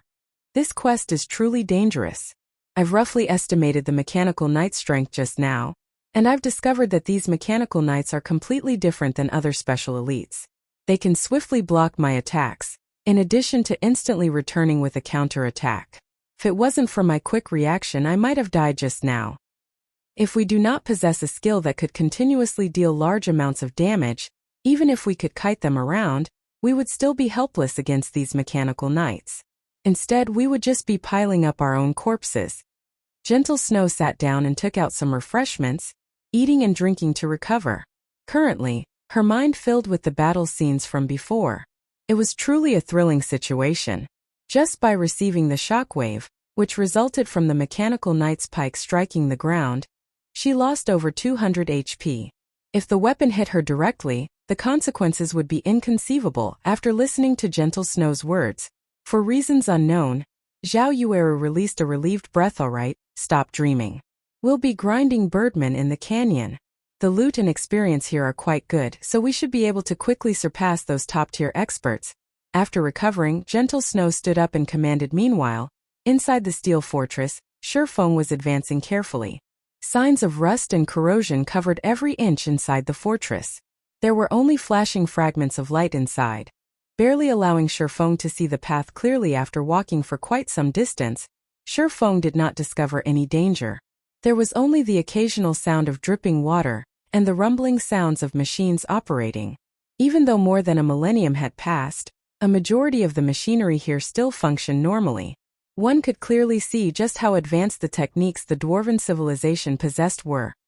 After passing through the large hallway, Shifeng arrived at an area with a humongous smelting furnace. The surrounding steel walls around the furnace were linked together with steel stairs, and at the bottom of the furnace was an endlessly deep pool of water. However, Shifeng did not head along the stairs towards the next exit. Instead, he leaped and jumped towards the pool halfway down. Shifeng activated gravity liberation. His falling speed sharply reduced, his body slowly descending like a feather. During his descent, Shifeng suddenly noticed a passage on the walls. The passage could barely allow a person to enter. However, the information Shifeng had collected in his previous life did not mention such a passage. Hence, Shifeng slowly floated over, accurately landing in the hidden passageway. There is actually a treasure chest here. Did none of those people notice it last time? Shifeng discovered that, in the deepest part of the passageway, there was a large pitch-black steel chest. Many runes were carved onto the chest, and a glance was enough to tell it was not just a simple chest. After observing it in detail, Shifeng determined that the chest was a mysterious iron treasure chest. However, Shifeng did not rush to open the treasure chest. Instead, he used Phantom Kill, allowing his doppelganger to go over and take a look. Just as the doppelganger started activating the treasure chest, the surrounding steel walls shot out countless flying arrows. The doppelganger was killed in an instant, giving Shifeng a scare. Fortunately, Shifeng had made it a habit to be cautious and prudent when in God's domain. Otherwise, he would have really died. Such types of traps were normally one-time uses. However, Shifeng did not rush. In any case, the chest wouldn't run away, so he might as well wait until Phantom Kill's cooldown finished, then use his doppelganger to open the treasure chest. This time, the doppelganger had managed to open the treasure chest safely. With no more dangers present, Shifeng walked over to the chest and took out its contents inside. There was a mysterious iron-ranked Blackstone shield. It was absolutely a top-tier level 10 shield. Blackstone shield. Mysterious iron rank. Level 10. Equipment requirement. Strength 25. Defense plus 69. Defend rate 29%. Strength plus 7. Endurance plus 10. HP plus 200. After equipping, all damage received from the front will be reduced by 10%. There was also a mysterious iron mastery book. When used, players would randomly receive 10 to 50 free mastery points. This item was several times rarer than the Blackstone shield. That was because mastery points could last a player forever, while the Blackstone shield could not. Hopefully my luck won't be too bad. Shifeng slightly prayed before selecting to use the mastery book, following which, the system started displaying a pile of random numbers ranging from 10 to 50. As long as Shifeng yelled stop, the final number to appear would be the number of mastery points he would obtain. It was something similar to Russian roulette in Shifeng's previous life. Many experts collected various kinds of mastery books to increase their weapon mastery. However, mastery books were just too rare, and even with money one may not necessarily be able to buy it. Most players that obtained a mastery book would use it instead of selling it. After all, it was extremely hard to obtain a single free mastery point. Shifeng had once seen a person who was fortunate enough to obtain a fine gold mastery book. Many players looked at that person with immense envy, and some were even willing to spend 1,000,000 credits to buy the mastery book from that person. However, that person refused to sell and instead used the mastery book for himself. The range of free mastery points provided by the fine gold mastery book was between 30 to 200. Originally, everyone thought this fellow had very good luck. However, that person only obtained 31 free mastery points, in the end becoming a laughingstock to everyone. The points he obtained was no better than a mysterious iron mastery book. Looking at the numbers constantly spinning, Shifeng's heart madly thumped, not knowing what number would come out. Stop. Shifeng shouted. The wheel of numbers abruptly halted, and Shifeng peered open his eyes and took a look. 32 points, a relatively good number. Shifeng had just effortlessly obtained 32 free mastery points, which was the equivalent of the free mastery points he would obtain by leveling up to level 20. Shifeng opened his one-handed sword mastery window. Currently, his one-handed sword mastery was still at 20 points, placing him at the level of basic swordsman and increasing his base damage by 10% if including the 8 free mastery points he obtained for leveling up to level 5, and the 5 points he had remaining from before. He now had a total of 45 free mastery points. Shifeng immediately added 30 mastery points to his one-handed sword mastery. Instantly, his one-handed sword mastery rose to the level of an intermediate swordsman, increasing his base damage by 15%. As for becoming an advanced swordsman, he was still 50 points away from doing so. Although it was just a 5% increase in base damage, it should not be taken lightly. This base damage would be magnified many times after factoring in the bonuses from skills. Often, the gap present between a top-tier expert and a normal expert was due to the difference in base damages. At this stage of the game, there might only be a fragment of experts who have reached basic mastery.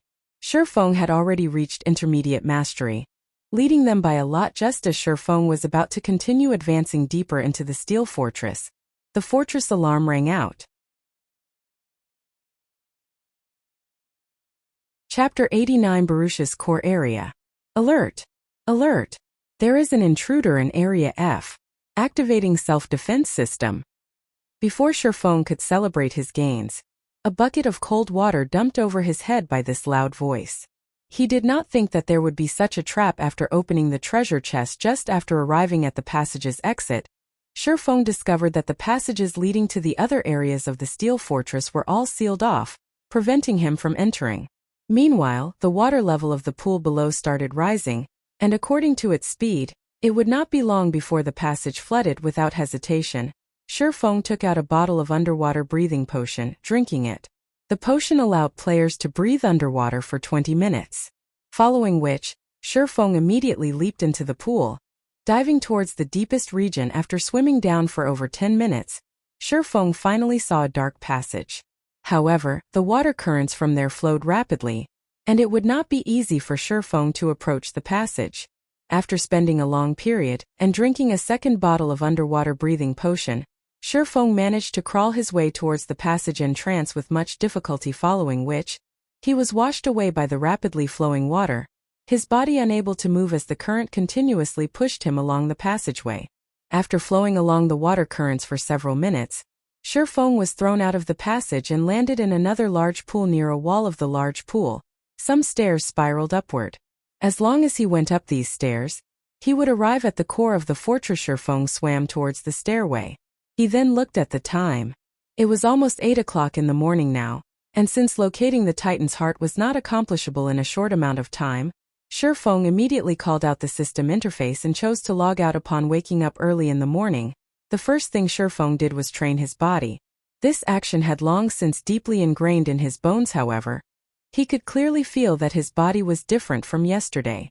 His body no longer felt stiff and instead it felt extremely refreshed.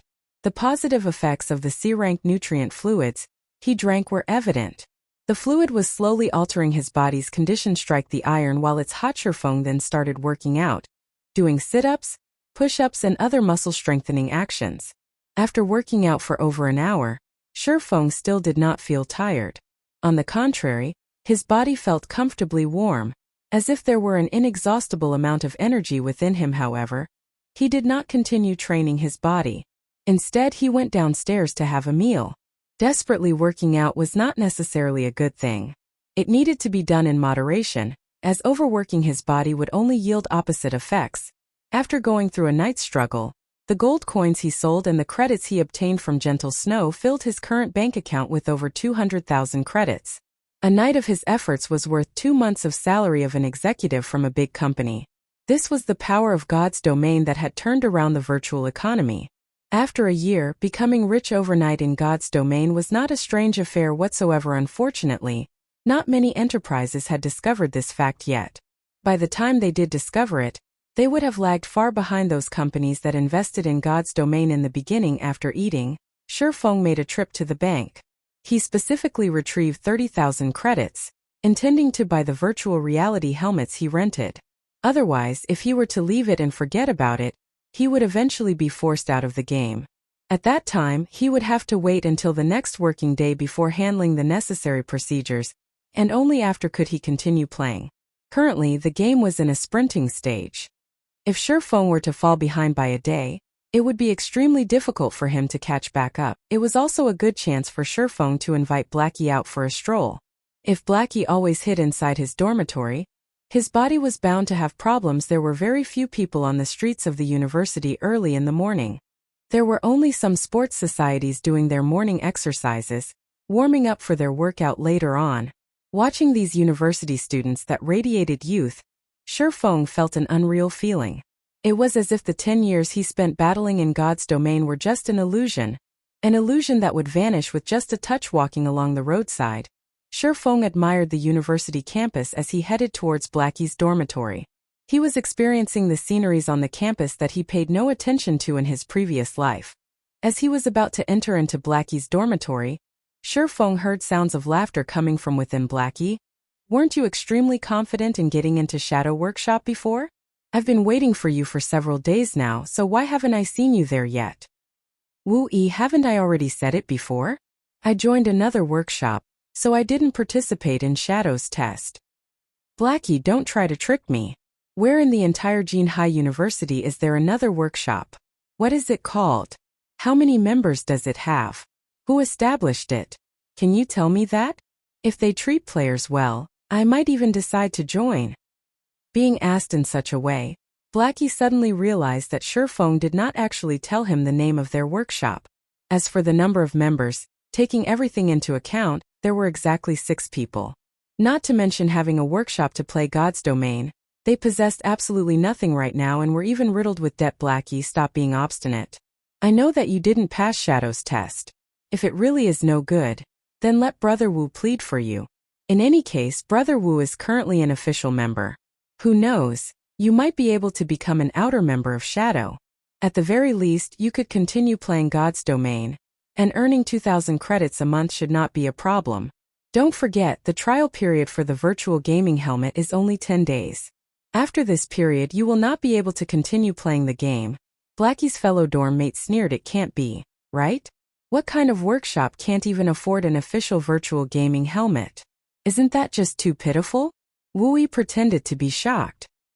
He then clapped Blackie's shoulders, saying with a sigh, even the outer members of Shadow are given an official helmet.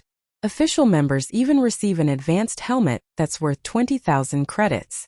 Your workshop is just ripping you off. Who started the thing? I'll demand justice for you. Don't you mingle with me from now on? I can guarantee that you'll obtain an official helmet.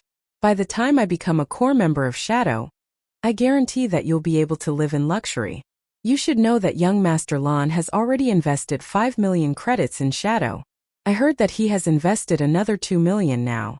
If you enter Shadow, your future will be limitless. We have already said it. I won't be joining. I'm currently getting by very well. Blackie quickly rejected. Blackie, you should know that there aren't many such chances. Shadow Workshop is the best workshop in Jinhai University. If it weren't for the fact that you're already level 5 and we're classmates, I wouldn't even be looking for you. Wuyi patiently persuaded. You keep saying that you've joined some other workshop, but you have to tell me at least the name, right? Must you keep lying to a classmate in such a way? What? Don't tell me that this workshop doesn't even have a name. Even if it doesn't have a name, you must know which person established it, right?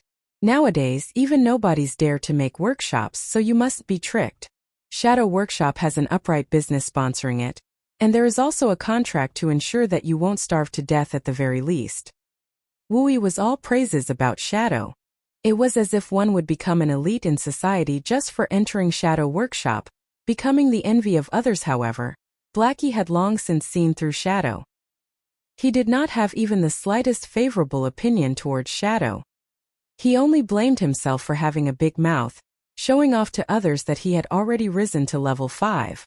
As a result, the information was found out by Shadow Workshop, and they had sent Wu Yi, his classmate, to recruit him. However, how could he so easily betray Shifeng and join Shadow? He was only able to obtain all of his current achievements by relying on Shifeng. Even if he had to suffer hardships right now, he still believed that Shifeng would lead him towards the path of success at this stage of the game. All the level 5 players were experts. To Shadow Workshop, which was currently lacking experts, Blackie was an alluring beauty. So, naturally, they were itching to try and recruit him, turning him into one of their belongings. At this moment, Shifeng opened the door, taking a step into the room. I am the nobody that established the workshop.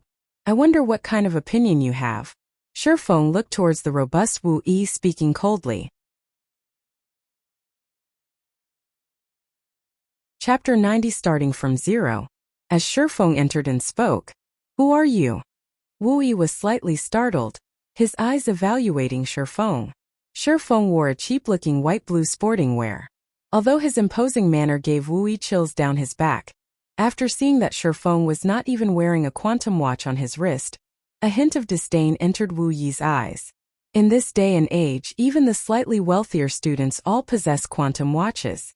Wu Yi determined that Shifeng was not one of the wealthy children and that he was in a similar situation as Blackie. Brother Feng, why are you here? Blackie's expression was slightly panicked. He was worried Shifeng would misunderstand and think he was trying to job hop. Brother Feng, I really didn't seek out Shadow. I've also rejected them, but Wu Yi won't stop annoying me about it. When Blackie's classmates saw him panicking and explaining, they were all puzzled at the identity of this new arrival. Blackie had already risen to level 5 in God's Domain, so he was definitely an expert. Many workshops would fight over for him, treating him as an important guest. Even Shadow sent someone over to recruit Blackie. If the upper echelons of Shadow met Blackie, they might also act very cordially and treat him with respect. However, Blackie had respectfully addressed the stranger in front of them as Brother Feng, confusing them. Could the person in front of them be some famous person in their school? However, no matter how they racked their brains, they could not think of such a person present in their university. I know. Shifeng sent Blackie an expression that told him to be at ease. Shifeng then looked towards the man named Wu Yi and laughingly said, I'm called Shifeng, and I am the nobody who established the workshop you just mentioned. Didn't you wish to know the name of my workshop? I can tell it to you. The workshop's name is Zero Wing. It means that everything has to start out from zero and to spread your wings and soar. If you don't have any other matters, please return and tell your boss not to try poaching the members of other workshops. He is better off taking care of his own lands, lest they fall apart without him even knowing what happened. Hearing Shifeng saying so, Wu Yu couldn't help but reveal a sneer as he laughed as expected. Even a nobody knows how to start a workshop. Why don't you take a look at yourself? Do you think you can start a workshop just by announcing it? Wu Yu narrowed his eyes, mocking. Do you know how large our shadow workshop is? Do you know how many members our shadow workshop has? Do you know who is backing our shadow workshop? Do you know how much our workshop has invested? Do you still think that we need to poach members from worthless workshops like yours? Just based on the fact that you guys are still using the trial helmet to play the game shows how dirt poor you are. Did you think that, just by being full of zeal, you could establish yourselves in God's domain and earn money? All the workshops that have tried to establish themselves in God's domain have at least invested several millions of credits. Meanwhile, you have no money, no members, no facilities, and not even the most basic of assurance. So, what right do you have to compare to us, Shadow? If you kneel down and beg me right now, I might even put in a few good words to Brother Lon. If you pay up some 10 or 20,000 credits, you might be able to join the workshop. How about it? Think about it. This is a rare chance for you. Wu Yu smiled savagely. He then shifted his gaze to Blackie, coldly saying, Shadow is already giving you a lot of respect by sending me here to recruit you. As long as you join, you'll immediately receive the treatment of being a core member, and your monthly salary will be at least 5,000 credits. It is hundreds of times better than staying in a workshop that is barely surviving. When Blackie's several dorm mates heard of this treatment, all of them had expressions of shock on their faces. They did not think that playing God's domain would be so rewarding. Compared to those city white-collar workers, Blackie's salary was much higher. Suddenly, the gazes they used to look at Blackie changed. They no longer looked down on him. Rather, their gazes now filled with envy and admiration. They were only several months away from graduating from the university. Right now, they were still having headaches over finding jobs. Meanwhile, Blackie had someone personally coming to his door to recruit him, and the other party had even offered a minimum monthly salary of 5,000.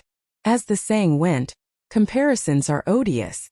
If they had known about this earlier, they would have properly played games and gave God's domain a try. They might have even become experts. They would not have had to chase after girls for their 4 years in universities and been looked down upon by those girls. If they managed to earn money, beauties would be lined up for their choosing. However, after listening to Wu Yi, Blackie instead started laughing. Wu Yi actually dared to make fun of the workshop Shifeng had started, calling it worthless, and even wanted to make Shifeng kneel before him in order to join Shadow. He was retarded. The snow goddess is even paying attention to Brother Feng, and she even wanted to recruit Shifeng. Who was the snow goddess? She was the vice captain of the first-rate guild Ouroboros. She was the publicly acknowledged goddess of the virtual gaming world. Compared to Ouroboros, Shadow Workshop was not even worth a dime. Seeing Wu Yi's mood sour, Blackie sneered at him and said, Wu Yi, even if you exaggerate it to no end, my decision will remain unchanged. Although Zero Wing Workshop has just started, I believe that our future achievements will definitely be greater than Shadow's. I advise you to leave Shadow a little earlier and join our Zero Wing Workshop. I'll ask Brother Feng for a favor. If you kneel and apologize to him, who knows, you might even be able to become a member of Zero Wing. Blackie's dorm mates were shocked upon hearing him. His declaration confused them greatly. In the end, which workshop was truly the awesome one? Could it be that, nowadays, choosing the workshop that couldn't even afford an official gaming helmet was the right choice? You are simply unreasonable. Wu Yi was almost speechless with anger. Blackie actually used his own words to make fun of him. If it weren't for Brother Zhang instructing him that he definitely must invite Blackie, he would have long since left. It was against his expectations that Blackie would have a brain defect, throwing away a good future and insisting on mingling in a gutter-like place. Blackie, I am only reminding you because I value talent. Our Shadow is currently trying to annex the 45th ranked workshop in Jinhai City, Hungry Wolf's Workshop. When Shadow succeeds in doing so, we will rank at the top of all of Jinhai City. If you were to miss this chance now, there would be no more chances for you in the future. Wu Yi shot a glance at Shifeng, coldly saying, meanwhile, your workshop can't even afford the official gaming helmet. How do you plan to play God's domain in the future? It would be better if you joined Shadow. A great future is awaiting you here. Faced with such a brazen way of poaching people, even if Shifeng's temper were much cooler, he would still get slightly angry since they were fated to battle each other. Then battle it was. Who said that our workshop couldn't afford the official gaming helmet? Shifeng took out the 20,000 credits from his pocket, casually throwing it on the table, saying, I previously decided that starting a workshop would be too sudden, and I was never able to decide which type of official gaming helmet I would buy. So, I was only using the trial helmet as a temporary replacement. However, today I'm here to give Blackie the money to buy an advanced gaming helmet, but really, it's not that I'm trying to criticize Shadow, but aren't you guys being too cheap in poaching for people?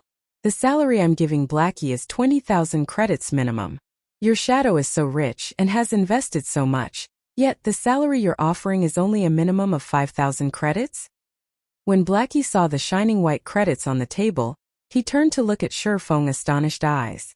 Nobody was more knowledgeable of Shifeng's financial condition than he was, so how was he able to suddenly throw down 20,000 credits? Could it be that Shifeng robbed a bank? The others in the dormitory swallowed their saliva when they saw the credits scattered across the table. Usually, Blackie remained hidden and did not seem like anything special. They did not think that his monthly salary would be 20,000 credits. It was no wonder why he refused to join Shadow Workshop.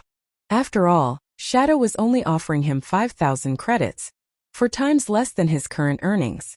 Even an idiot would know which side to choose. What was even more unthinkable was that Shifeng, who was wearing a suit of cheaply looking sportswear, was actually a brother tycoon. Chapter 91. Going through thick and thin together. Looking at the credits on the table, Wu Yi's complexion alternated between green and red. His face was gloomy to the degree of being able to squeeze water out. How was this possible? Ignoring the credibility of the monthly salary of 20,000 credits, just being able to toss down 20,000 credits casually was not normal. Wu Yi had seen many wealthy tycoons before, and his eyesight had never failed him before. The clothing that Shifeng was currently wearing was not even worth 300 credits, so how could Shifeng possibly have that much money? Moreover, when he took it out, it was just so simple. He even casually threw it onto the table. This series of actions were not habits of an average person, and they were impossible fake. Only those tycoons that paid no heed to credits would carry the action out in such a relaxed and comfortable manner. What Wu Yi did not know was that Shifeng was once the guild leader of Shadow. Throwing money away like dirt was just a small matter to him. He even spent tens of millions of credits to poach a few master-level lifestyle players. During those times, he had thrown stack after stack of credits onto the table, causing those lifestyle players to worship him immediately. Throwing out just 20,000 credits was not even a warm-up for him. Humph. Just this amount of money is nothing. As long as you have the strength to join the upper echelons of Shadow, a monthly salary of 50,000 to 60,000 credits is just a small matter. Moreover, we have the support of young Master Lan, so our funds are extremely abundant. Furthermore, the celebrities of our school have also joined Shadow. The 1st, 3rd, 6th and 9th rank students in the university's most recent fighting competition have all joined Shadow. These people are the true experts, and they could easily rise to fame in God's domain. Meanwhile, what kind of true experts does your workshop have? Wu Yi pretended to be calm as he coldly snorted. However, he still could not help himself to steal a glance at the 20,000 credits thrown on the table. The basic wage for an official member of Shadow was just 3,000 to 5,000 credits. Although it was slightly better than the salary of many university fresh graduates, there was still a limit. Such an amount was not enough for one to act carelessly. Wu Yi, we will deal with the matters of Zero Wing by ourselves. It is still not up to you to comment on our problems. If your boss wishes to annex our workshop, first offer up a monthly salary of 100,000 or above. Let me be Shadow's vice leader, and Brother Feng the guild leader. Otherwise, please return. Blackie was extremely irritated after hearing Wu Yi speak. He abruptly stood up and pointed towards the dormitory's entrance as he looked at Wu Yi with a disdainful smile. Blackie's performance was extremely arrogant and incomparably rampant. He held no regard for Shadow at all. Was it amazing to have many members? Did being an expert in a fighting competition mean they could play well in God's domain? If one had the ability, then they could hitch up a relationship with those first-rate guilds. See if they pay any attention. Blackie, you better not regret this in the future. Shadow is fated to become a giant in Jinhai City. When that time comes, don't even think about joining Shadow. Wu Yi left after speaking. He was determined to tell Brother Zhang and young Master Lan about everything that had happened here, letting them take care of the ignorant Shifeng and Blackie. Thanks for your worries, but I never eat the medicine of regret when I do something. Although Shadow is amazing, unfortunately, it isn't enough to enter my eyes, Blackie loudly declared. And almost everyone in the entire building could hear him speak. Blackie's dorm mates were all stunned. When did Blackie become so awesome? He actually dared to let out such bombastic words, publicly rejecting the invitation of Shadow Workshop that's famous throughout the whole university. How many people dreamed of the job he rejected? After Wu Yi left, Blackie instantly lost his previous heroism. His bum immediately landed in a chair, his heart silently lamenting that it was all over. Because of his momentary rampant emotions, he became hot-headed and made enemies out of Shadow. Wasn't this just making trouble for Zero Wing? On the other hand, Shifeng was extremely touched. As expected, Blackie was still the same in both his previous and current lives. In Shifeng's previous life, Blackie had immediately resigned from his position without hesitation and followed Shifeng. Now this was a true brother. In Shifeng's previous life, the countless people around him could only share the gains but not the pains. Shifeng also knew what Blackie was currently worried about, so he clapped his hands and said in agreement, "Well said." In the struggles of the virtual gaming world, winning or losing can be changed in the blink of an eye. There are no such things as eternal winners. As long as we work hard enough, sooner or later, we will definitely surpass Shadow. As long as Zero Wing Workshop developed, they were bound to come into conflict with Shadow. If Shadow wished to spare no expense to deal with them, then they could just use Shadow's reputation to spread Zero Wing's fame throughout the university campus. That way, Shifeng would not have to waste efforts to publicize his guild. Let's go. We'll go out and take a walk and buy an advanced helmet on the way. Always staying in your dormitory won't be good for your body. Shifeng left the room, letting Blackie tidy himself up. Blackie was constantly holed up in his dorm room these days. He was even playing God's domain during the daytime, not doing any other activities. Although it wouldn't be a problem in the short term, after a while, the damage to his body would become very significant. Brother Feng, wait for a moment. I'll come immediately. Blackie immediately collected all the credits on the table, then tidied himself before leaving the dormitory with Shifeng. Only his dumbfounded dorm mates remained in the room. They all looked at each other, their faces revealing bitter smiles. Normally they had many times made fun of Blackie. Never would they have thought that Blackie was hiding his true appearance. He even managed to gain the favor of a tycoon. This won't do. I will also apply for a trial gaming helmet. I've decided. I'll become a professional gamer in God's domain. When Shifeng had walked out of the dormitory, Blackie quietly stuffed the 20,000 credits into Shifeng's pocket. Brother Feng, you really gave me a shock today. However, the way you threw out the money was just too cool. I felt awesome just seeing Wu Yi's expression. But you better keep this money properly. Don't simply throw it around next time, Blackie said excitedly. What are you trying to do? Shifeng slightly wrinkled his brows. He then gave the money back to Blackie. He had never been putting up an act. From the beginning, he intended to give Blackie the money. He knew that Blackie's family situation was not that good either. With this money, he would be able to alleviate a lot of his family's burden. I've already said that your basic salary every month would be 20,000 credits. Did you think I was just joking with Wu Yi? Just take this money as your salary in advance. Looking at the 20,000 credits in his hands, Blackie's mouth widened, staring blankly at the money. Originally, even if Shifeng's previous words were but a joke, they were enough to make him feel happy. However, looking at Shifeng's expression, he knew that Shifeng was not joking.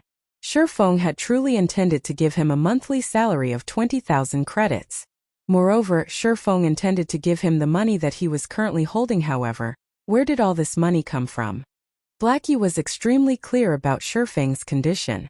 Being able to borrow 20,000 credits was already a difficult feat now. Shifeng was even giving all of it to him. This was just insane, Brother Feng. If you give away this money, what will you do about the workshop? Moreover, the deadline for the trial gaming helmets is almost up. You are bound to have to buy the official gaming helmet, right? Won't this money be just the right amount to buy it? In any case, I'm currently not in need of money. Blackie pushed the credits back to Shifeng again. It would be a lie if he were to say that the 20,000 credits didn't attract him. However, he couldn't just ignore his brother's situation just because of some money. Shifeng could naturally discern Blackie's worries. He clapped Blackie's shoulders and couldn't help but reveal a smile. His bank account currently held over 100,000 credits, and most likely during this period it had risen to over 200,000 credits. In another 10 days or so, he would earn even more money. You don't have to worry about this. You also don't have to worry about the matter of the gaming helmets. Haven't I said it already? Leave the matters regarding money to me. Shifeng possessed the memories of his previous life. He was also the guild leader of Shadow. All beginnings had with hardships. Although earning the initial fundings was extremely difficult, as long as he obtained them, the following matters would become much easier to deal with. If he did not even possess the method of making money with money, then how would he have been able to turn Shadow into a second-rate guild? Brother Feng, you couldn't have possibly. Seeing that Shifeng was so confident, Blackie's first feelings were not excitement or happiness. Instead, he was trembling. He worried that Shifeng might have done something bad, such as being by a rich woman to obtain this money. Compared to borrowing the money, this was a much more horrifying scenario. What are you blindly thinking about? Don't forget about the matter of cooperation we have with Gentle Snow. This is just the compensation she has given. Now we no longer have to stay poor and blank. We already have some funds, so relax. Shifeng rolled his eyes at Blackie. This fellow's thinking was just too slanted. Shifeng did not reveal the real truth. Otherwise, it would be extremely hard for him to explain. So he simply pushed everything onto Gentle Snow. In any case, Gentle Snow was the great goddess that everybody knew, and Blackie heard Shifeng. Sudden realization struck him. He sent Shifeng a gaze filled with worship. Being able to gain the favor of the snow goddess was the dream of every man. It was as expected of Brother Feng. His methods were just too awesome. Chapter 92 Virtual Reality. Inside a finely decorated office, a robust man with thick eyebrows sat in an office chair as his fingers tapped on the desk. In his other hand, he was flipping through a thick stack of resumes. Dang. Dang. Dang. Enter. The man with the thick eyebrows said in a deep tone. Brother Zhang, I've done the thing that you asked of me. Wu gently opened the door and carefully entered. He then stood, panicked, in front of the desk. Although it was not his first time meeting Shadow's person in power, Zhang Luowei, he still felt an intense pressure every time they met. He was always scared and on edge whenever he spoke with this person in Shadow Workshop. Aside from Lan Hailong, Zhang Luowei's authority was the highest. Moreover, Zhang Luowei was the champion of Jinhai University's fighting competition. He was also one of the hot contenders for becoming the champion of Jinhai City's fighting competition. Even Lan Hailong was respectful before this person, as one of the main reasons why Shadow became so popular within the university was due to Zhang Luowei's personal fame. Sit. Tell me about it. Zhang Luowei placed the resumes to a side, his finger pointing towards the leathered sofa in front of his desk. Although Zhang Luowei looked like an amiable person, Wu Yi knew that, below that appearance, there was an abyss-like horror. Zhang Luowei's personality was both vicious and merciless. Otherwise, he wouldn't have been able to suppress fighting experts like Zhou Yuhu and others. After some thought, Wu Yi slightly organized his words before saying, Brother Zhang, the others have already agreed. It is only that Blackie that is a stone inside a latrine pit, both smelly and hard. He wouldn't agree no matter what, and he had joined a newly established workshop called Zero Wing. He even said that it was beneath him to join a trash workshop like Shadow. Not willing to join, is it? He's even joined Zero Wing Workshop? Zhang Luowei displayed contemplation as he smiled. However, inside his eyes a cold glint flashed. What is the origin of this Zero Wing Workshop? Why haven't I heard of it before? Brother Zhang's Zero-Wing workshop was established by a Year 4 student named Shifeng. I heard that this workshop has nothing at all. They are also buying their gaming facilities only today. However, that person is quite rich. He offered Blackie a basic monthly salary of 20,000 credits. He even wanted me to bring back word to Brother Zhang, telling you to stop trying to poach members of other workshops and take care of your own land. Wui was very angry while he spoke. When I heard this, even I couldn't bear to stomach it. They are just a greenhorn workshop, yet they dare to challenge Shadow. Brother Zhang, how about I take some men to extinguish their overwhelming attitude? Shifeng, is it? I seem to have heard this name before. Zhang Luowei wrinkled his brows slightly, trying to figure out where he heard this name. However, after thinking for some time, he still could not recall. He shook his head, saying, "Don't bother with them. In a few days, the school will be holding the annual fellowship party. This is a great chance for Shadow to have a meteoric rise, so we don't have the time to waste on these little workshops. Right, you organize the newly recruited members and have them quickly level up. The guilds in White River City will be starting the competition over the honor of getting the first clear for the 20-man dungeon very soon. We also have to fight for the fame obtaining the first clear of a level 5 dungeon. Yes, you can rest assured, Brother Zhang. I will help them quickly rise to level 5. Wui clapped his chest, assuring elsewhere. Shifeng brought Blackie along to purchase 2 advanced virtual gaming helmets. Although the current virtual reality technology was very advanced, the basic helmet was a cheaply made in consideration of the general masses. Its degree of synchronization was just 80%. However, the advanced version of the helmet could reach up to 90% synchronization, and the user's 5 senses would become much more sensitive. Although the difference did not seem too great, during a battle between equal strengths, this small difference would be the determining factor of victory or defeat. The battles in God's domain were always life or death battles. Moreover, the penalty of a single death was a great amount of EXP and skill proficiency. Hence, most large-scale workshops would allocate an advanced virtual gaming helmet to all their official members previously. Shifeng did not have the money to purchase even a basic gaming helmet. Now that he had the money, however, he naturally would not fall behind in this aspect. After purchasing the advanced gaming helmets, Shifeng found a good restaurant and ordered some high-class nutrition meals. He ate with Blackie as they talked about the future development of their workshop. Such a situation made Blackie feel like he was in a dream. God's domain had only been running for slightly more than 3 days. Not only had Shifeng solved the problem of the gaming helmets, but Shifeng also brought him to a high-class restaurant for a meal and discussion of the matters of developing their workshop. The more unbelievable thing was that Shifeng unhesitatingly gave him a salary of 20,000 credits. Just how many university students' dream was it to have a monthly salary of 20,000 credits? On the other hand, he hadn't even helped Shifeng out much, yet he was able to obtain such a salary. Although Blackie did not voice it, inwardly, he was extremely moved. He felt extremely apologetic to Shifeng, so he silently swore that he would work hard to be of help to Shifeng. Shifeng and Blackie conversed for a long time. They properly discussed the matters regarding the future development of their workshop. They also prepared to officially recruit Lonely Snow and the others, establishing a real workshop. The remaining matters were to find a location to set up their workshop, purchasing facilities for the workshop, and the workshop's administration. Brother Feng, leave these to me since I'm usually doing nothing during the day. It is already hard on you just to level up and earn money. Anyway, I am an economy and management major, so it is a great chance for me to display my specialty.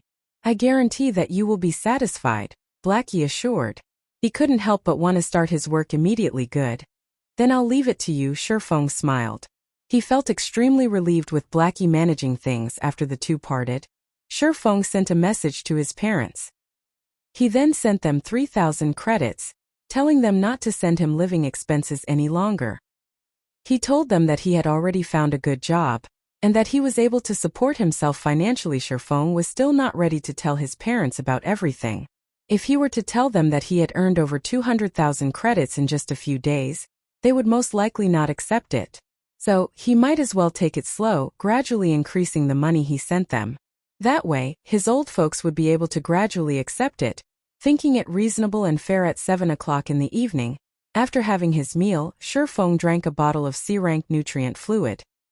He put on the newly bought advanced virtual gaming helmet, starting his conquest in God's domain. Upon entering God's domain this time, the sensation Shifeng felt when he stood beside the large pool was completely different. The cool breeze blowing, the sounds water flowing into the pool, the scratches and rusts that were clearly visible on the steel walls, the faint smell of machine oil. Even the feeling of manipulating his own body had become much more relaxed. Shifeng flexed his body on the stairway. He then pulled out his swords, slashing out streak after streak of beautiful sword images. The sword images kept flickering in and out of existence, giving an unpredictable feeling. The feeling I had while playing God's domain in the previous life is finally back. Shifeng stopped waving his swords, extremely pleased with his current condition. In his previous life, Shifeng was used to using the virtual reality cabin. The virtual reality cabin's synchronizing rate could reach up to 97%. In God's domain, if the system interface, status indicators and other such things weren't present, players would be practically unable to differentiate between the real world and the virtual world. After getting used to his body, Shifeng felt that he should start searching for the Titan's heart. Chapter 93 Dark Clown. The spiral staircase led directly to the core control area on the highest floor. After climbing an unknown number of steps, Shifeng arrived at a winding corridor that led towards the core area. Ancient magical runes were carved into the walls on both sides of the corridor, and even though almost a millennium had passed, this corridor was still gleaming with light. Only some parts of the corridor had decayed, damaging the magical circuits etched in it and plunging those particular areas into darkness. Fortunately, not many parts of the corridor were badly decayed, so Shifeng was still able to clearly see the entirety of the long, narrow, and maze-like corridor. Just after Shifeng set foot into the corridor, the alarm once again rang out. Alert! Alert! The intruder has already invaded Area A of the fortress, the magic corridor. Activating guardian statues on duty. Shifeng then heard loud booming noises coming from the corridor, as if some gigantic machine had started moving. Shifeng no longer dared advance slowly. He immediately used a speed scroll, dashing through the magic corridor at flying speed. After taking several turns in the magic corridor, Shifeng discovered a machine that had a flashing red light. Although this machine was just the size of a football, it was constantly producing alarms, as if it were a tool meant for guiding the guardian statue. Sentinel Guard, Common Monster. Level 10. HP 200/200. Shifeng immediately understood how he was so easily discovered. This Sentinel Guard was just like a radar. It could detect enemies within a range of 500 yards, and after discovering them, it would set off an alarm. The distance between the entrance of the corridor and this location was roughly around 500 yards, so the Sentinel Guard was able to immediately discover Shifeng. As long as Shifeng could get rid of it, then he would be able to rid himself of the alarms of this area. However, this thing had very sensitive reactions. It would not let any enemies get within 30 yards. Also, if it were attacked even once, it would try to retreat with all its might. Simultaneously, it would increase its speed of calling for its allies, and it would absolutely not give the enemy a second chance to attack. It was extremely hard to deal with. I guess I've no choice left. I can only give it a try. Shifeng unsheathed both of his swords. He could already hear the angry roars of the guardian statues coming from behind him. Based on his strength, fighting in this narrow area would only lead to his own death. His only chance of throwing off those guardian statues was to get rid of this Sentinel Guard. When Shifeng was nearing the 30-yard range, just as the Sentinel Guard was about to break into a run, Shifeng's eyes locked onto the Sentinel Guard. The muscles in both of his arms bulged, and with the strength of his entire body, he cast out both swords. Both swords flew towards the Sentinel Guard. Precision throw. The throwing distance of the skill was just at 30 yards, and it caused 150% of his weapons damage. The Sentinel Guard was extremely vigilant. It rapidly moved its body, immediately dodging the crimson blade that flew at it. However, the Sentinel Guard's dodge had, in turn, placed it in the flight path of Shifeng's second sword, the Abyssal Blade Pung. The Abyssal Blade pierced through the Sentinel Guard, causing -211 damage and instantly killing its system. Level 10 Sentinel Guard killed. Level difference of 4. EXP obtained increased by 400%. Obtained 800 EXP. Shifeng activated Windwalk, his speed once again increasing by a notch as he rushed to pull out his swords that pierced into the ground. He then rushed towards the magic corridor's exit. Without the guidance of the sentinel guard, the guardian statues were like flies that lost their eyes. They ran around all over the place, completely unable to find Shifeng. More than a dozen minutes later, after getting rid of another 3 sentinel guards, Shifeng finally escaped the magic corridor. Arriving at the control room, there was a barrier in the central region of the control room. A dark gray-colored sphere of iron was placed inside the barrier. This sphere of iron was the heart of the steel fortress, and it was the fortress source of energy. It was the Titan's heart. I never thought that, after so many years have passed, there would still be somebody who would come to this place. Before Shifeng could examine the entire control room in detail, he heard a deep sneer coming from the entrance of the barrier. This sound was bone-chilling, and no human was capable of producing such a sound. Only a puppet or a corpse would be capable of sounding so emotionless. Welcome to my steel fortress, Barusha. In order to celebrate your arrival, I've decided to use your fiery flesh and blood to feed my baby. Come out, Hellhound. Shifeng could faintly see the outline of a humanoid lifeform inside the barrier. However, the figure seemed to be currently absorbing the energy of the Titan's heart, so it did not have surplus powers to deal with Shifeng, sending out its pet in its stead. Ao. A large black dog, its entire body covered in flames, rushed out from the barrier. Hellhound, elite rank. Level 15. HP 6000/6000. Crap, did I come at a bad time? Shifeng's brows slightly wrinkled as he observed the Hellhound. According to the information in his previous life, there were definitely no lifeforms or monsters in this place. The person that did the quest was able to safely take the Titan's heart away. So why was it that, when it was his turn to do the quest, a mysterious character appeared here, trying to steal the Titan's heart's energy? However, Shifeng also thought of another possibility. This mysterious character stole all the energy of the Titan's heart first.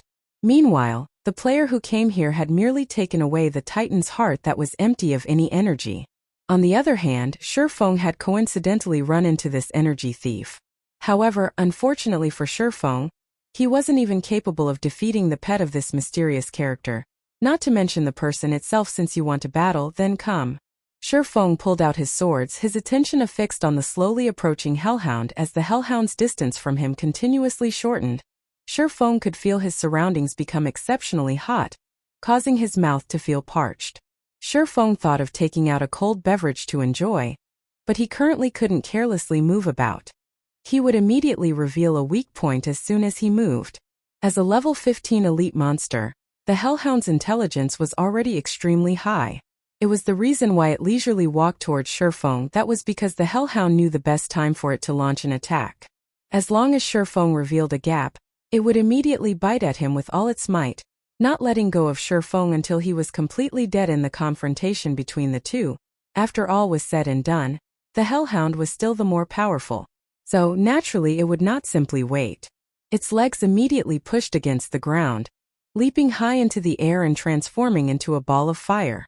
It then opened its flaming maw. Shifeng rolled to a side, dodging the Hellhound's pouncing attack. However, immediately after the Hellhound landed, its flaming claws slashed horizontally. Shifeng had long since prepared for this, so he used both of his swords to parry.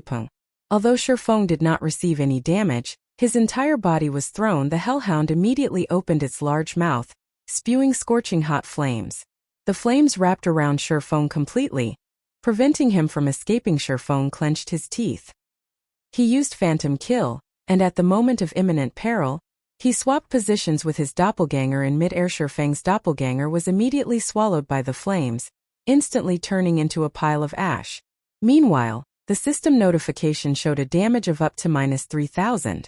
Even if Shifeng were to take the hit with his HP full and all of his life shield activated, he still wouldn't be able to shoulder this attack. Shifeng clearly felt how powerful the Hellhound was. Such damage was definitely not something a level 15 elite monster could dish out. Its strength was greatly increased because of the quest storyline. According to his experience, Shifeng estimated the Hellhound's actual level to be over level 30, and it should be a Lord rank boss if the pet were already this powerful. Then what about its owner? Seeing that the Hellhound's flaming claws were about to slap down at him, Shifeng used Abyssal Bind. Even if the Hellhound were any stronger, it would still be restricted for 3 seconds, following which, Shifeng rushed into the barrier at the center of the room.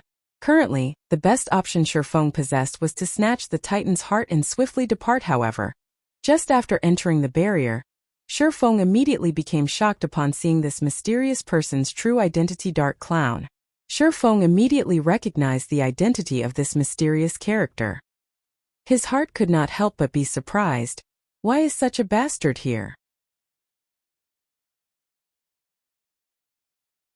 Chapter 94 Titan's Heart. Although Shifeng was shocked, his feet never stopped moving.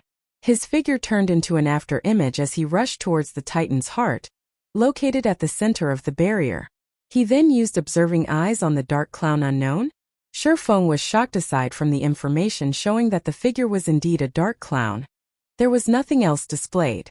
All of it was just question marks. There were only two possibilities for such a situation to occur.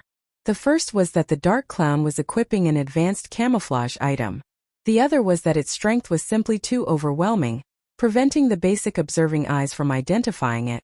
It was very clearly the latter situation taking place in this case. According to Shifeng's memories, Dark Clowns were a group of mysterious lifeforms. They always wore clown clothing with many bells as decorations. They looked human but were not human. However, neither were they living spirits. Each one of them was extremely powerful. They could simply appear at any location, and they could come and go without leaving behind a single trace. Even if it was the palace of Star Moon Kingdom, they could still easily enter it. However, this was but a small matter. Shifeng had previously seen a Tier 3 Great Druid NPC die at the hands of the Dark Clowns. Their methods of attacking were simply unforgettable. The attacks were impossible to avoid. Despicable human, you actually dare barge into this place. The Dark Clown had its face wrapped in a black cloth, revealing only its two glowing red eyes. Although its enraged expression could not be seen, its tone was extremely agitated. Streak after streak of green-colored energy was currently being absorbed by the Dark Clown. Clearly it was a crucial moment, so it was unable to take action against Shifeng. This situation gave Shifeng a chance to prevent this assimilation ceremony and deal heavy damage to the Dark Clown. Otherwise, when this critical period passed, the Dark Clown, which was capable of killing even a Tier 3 Great Druid, would instantly kill Shifeng with just a wave of its hand. Cyber, get rid of him for me. The Dark Clown urged. Shifeng revealed a faint smile. Seeing the Dark Clown's anxious appearance, Shifeng tried even harder to deal some damage against it. As for the Hellhound behind him, it was still restricted by chains. It was too late. Even if it tried to rush over to Shifeng, Shifeng used all of his strength. With the flick of his wrist, a large explosion sounded out. The abyssal blade turned into a streak of black light, piercing directly towards the magic circle that was absorbing energy from the Titan's heart. Dang! The magic weapon abyssal blade, which had been successful in every previous endeavor, was blocked outside of the magic array. It created brilliant white sparks as it collided with the magic array, dealing no damage at all to the absorption magic array. Pitiful human. Did you think a weak little swordsman like you could destroy my magic array? Just give up and become Cyber's food. Who knows, I might even let your soul go. Otherwise, prepare for endless pain after you die. The Dark Clown threatened at this moment. The Hellhound rushed over. Just a clown. Yet you dare spout nonsense. Did you think I have no ways to deal with you? Shifeng sneered. He took out a dark gray-colored magic scroll from his bag. No. You're literally insane. Do you know what you are trying to do? The Dark Clown abruptly yelled out in shock after seeing this piece of dark, gray-colored magic scroll. It seems you know your stuff. At worst, we'll both die together. Shifeng did not wish to use this item either. However, he was going to die anyway, so why should he still care? He then unfolded the magic scroll, and his mouth started chanting the activation incantation. This was one of the only 3 Tier 2 magic scrolls that Shifeng possessed. Obliterating Torrent. It possessed the ability to devour all magic elements, turning them into nothingness. This magic scroll belonged to the peak of Tier 2 magic scrolls. Suddenly, the magic elements in the center of the barrier surged, becoming incomparably violent, following which it started collapsing without any signs of stopping. The absorption magic array was made up of magic elements, so naturally, it could not escape its fate as it collapsed and exploded. The entire magic array was similar to frying beans, producing crackling sounds. The magic array loudly exploded, Dispersing streak after streak of dazzling shockwave, Shi Feng immediately activated Defensive Blade, becoming immune to the damage of 6 ranged attacks. He then rushed towards the Titan's heart. However, it was not easy to collect the Titan's heart. Shi Feng either had to deplete all the energy the Titan's heart possessed, or he would need to have the key to remove the barrier. Fortunately, Shi Feng had the key. In the midst of the explosions, Shi Feng unlocked the barrier protecting the Titan's heart, then stored it in his bag. The shockwaves created by the obliterating torrent sent the hellhound flying away, violently slamming it into a wall. The wall then split apart like a spiderweb, following which the hellhound heavily landed on the ground and didn't stand back up. However, the shockwaves of the explosion did no harm to the dark clown, as if they had just passed through its body. The dark clown's body seemed as though it did not exist in this plane of existence. However, the backlash from the magic ceremony failing had caused great damage to it. The dark clown silently glared at Shi Feng, faintly having the intention to take action. Humph. Come if you have the ability. Shi Feng smiled in disdain as he took out another deep blue-colored Tier 2 magic scroll. Shi Feng had already obtained the Titan's heart. Even if he died, a quest item could not be dropped. The dark clown was already extremely weakened as well, and at most it would only be slightly stronger than him. Shi Feng still had 2 pieces of Tier 2 magic scrolls. At worst, he would perish together with the dark clown. He could still revive after dying, but if the dark clown died, then it would truly be dead. Let's see who's afraid of who. Despicable human. I'll let you off this time. We will meet again sooner or later. It will be your death when that time comes. The dark clown gave up the notion of getting rid of Shi Feng after seeing the magic scroll. It only left behind a ruthless remark as it disappeared from the control room. Together with the hellhound, Shi Feng silently waited for a moment. After confirming no movements from his surroundings, he let loose a breath of relief. However, he did not store away the Tier 2 magic scroll. He truly did not wish to use the Tier 2 magic scroll and perish together with the dark clown. However, based on the dark clown's intelligence, it too would make the right choice. Shi Feng had already obtained the Titan's heart. He took out a return scroll and started chanting. 30 seconds later, Shi Feng turned into a white glow, disappearing from the control room. As well, after Shi Feng disappeared, the dark clown appeared once more. The red glow let out from its eyes became even more brilliant now. It clearly did not expect Shi Feng to be so cautious. From beginning to end, Shi Feng had never put away the Tier 2 magic scroll. Otherwise, it would have had a chance to kill Shi Feng. Wretched human. The method I've spent more than 10 years researching to absorb the energy from the Titan's heart. When I recover, I will definitely make you wish for death. The dark clown bellowed. It abruptly waved its hand, and tens of flying blades destroyed the pedestal, which lost the protection of the barrier on the other side. Shi Feng had already returned to Red Leaf Town. Currently, the amount of players in Red Leaf Town grew even greater. The streets were filled with players selling level 0 to level 2 common equipment and basic skill books. Shi Feng took a look at his bag. It had been some time since gold coins stopped entering his account. He thus decided to go sell some items before going to hand in his quest. The previous forging designs were already sold out.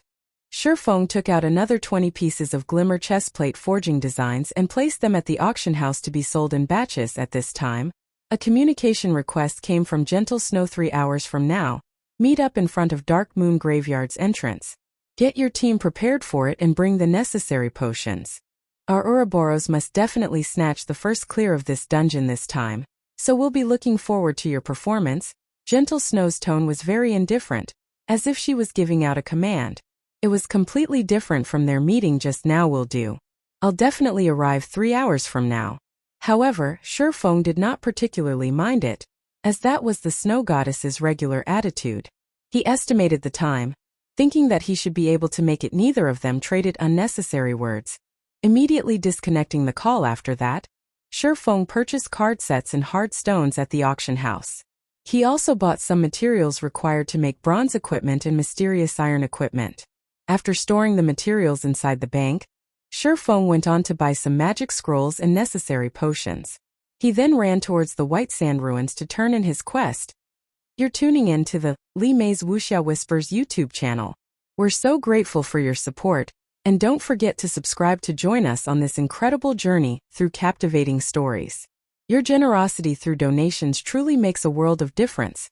as it's the primary source of revenue that allows me to expand and enhance this channel for you. Thank you from the bottom of my heart for being a part of this adventure.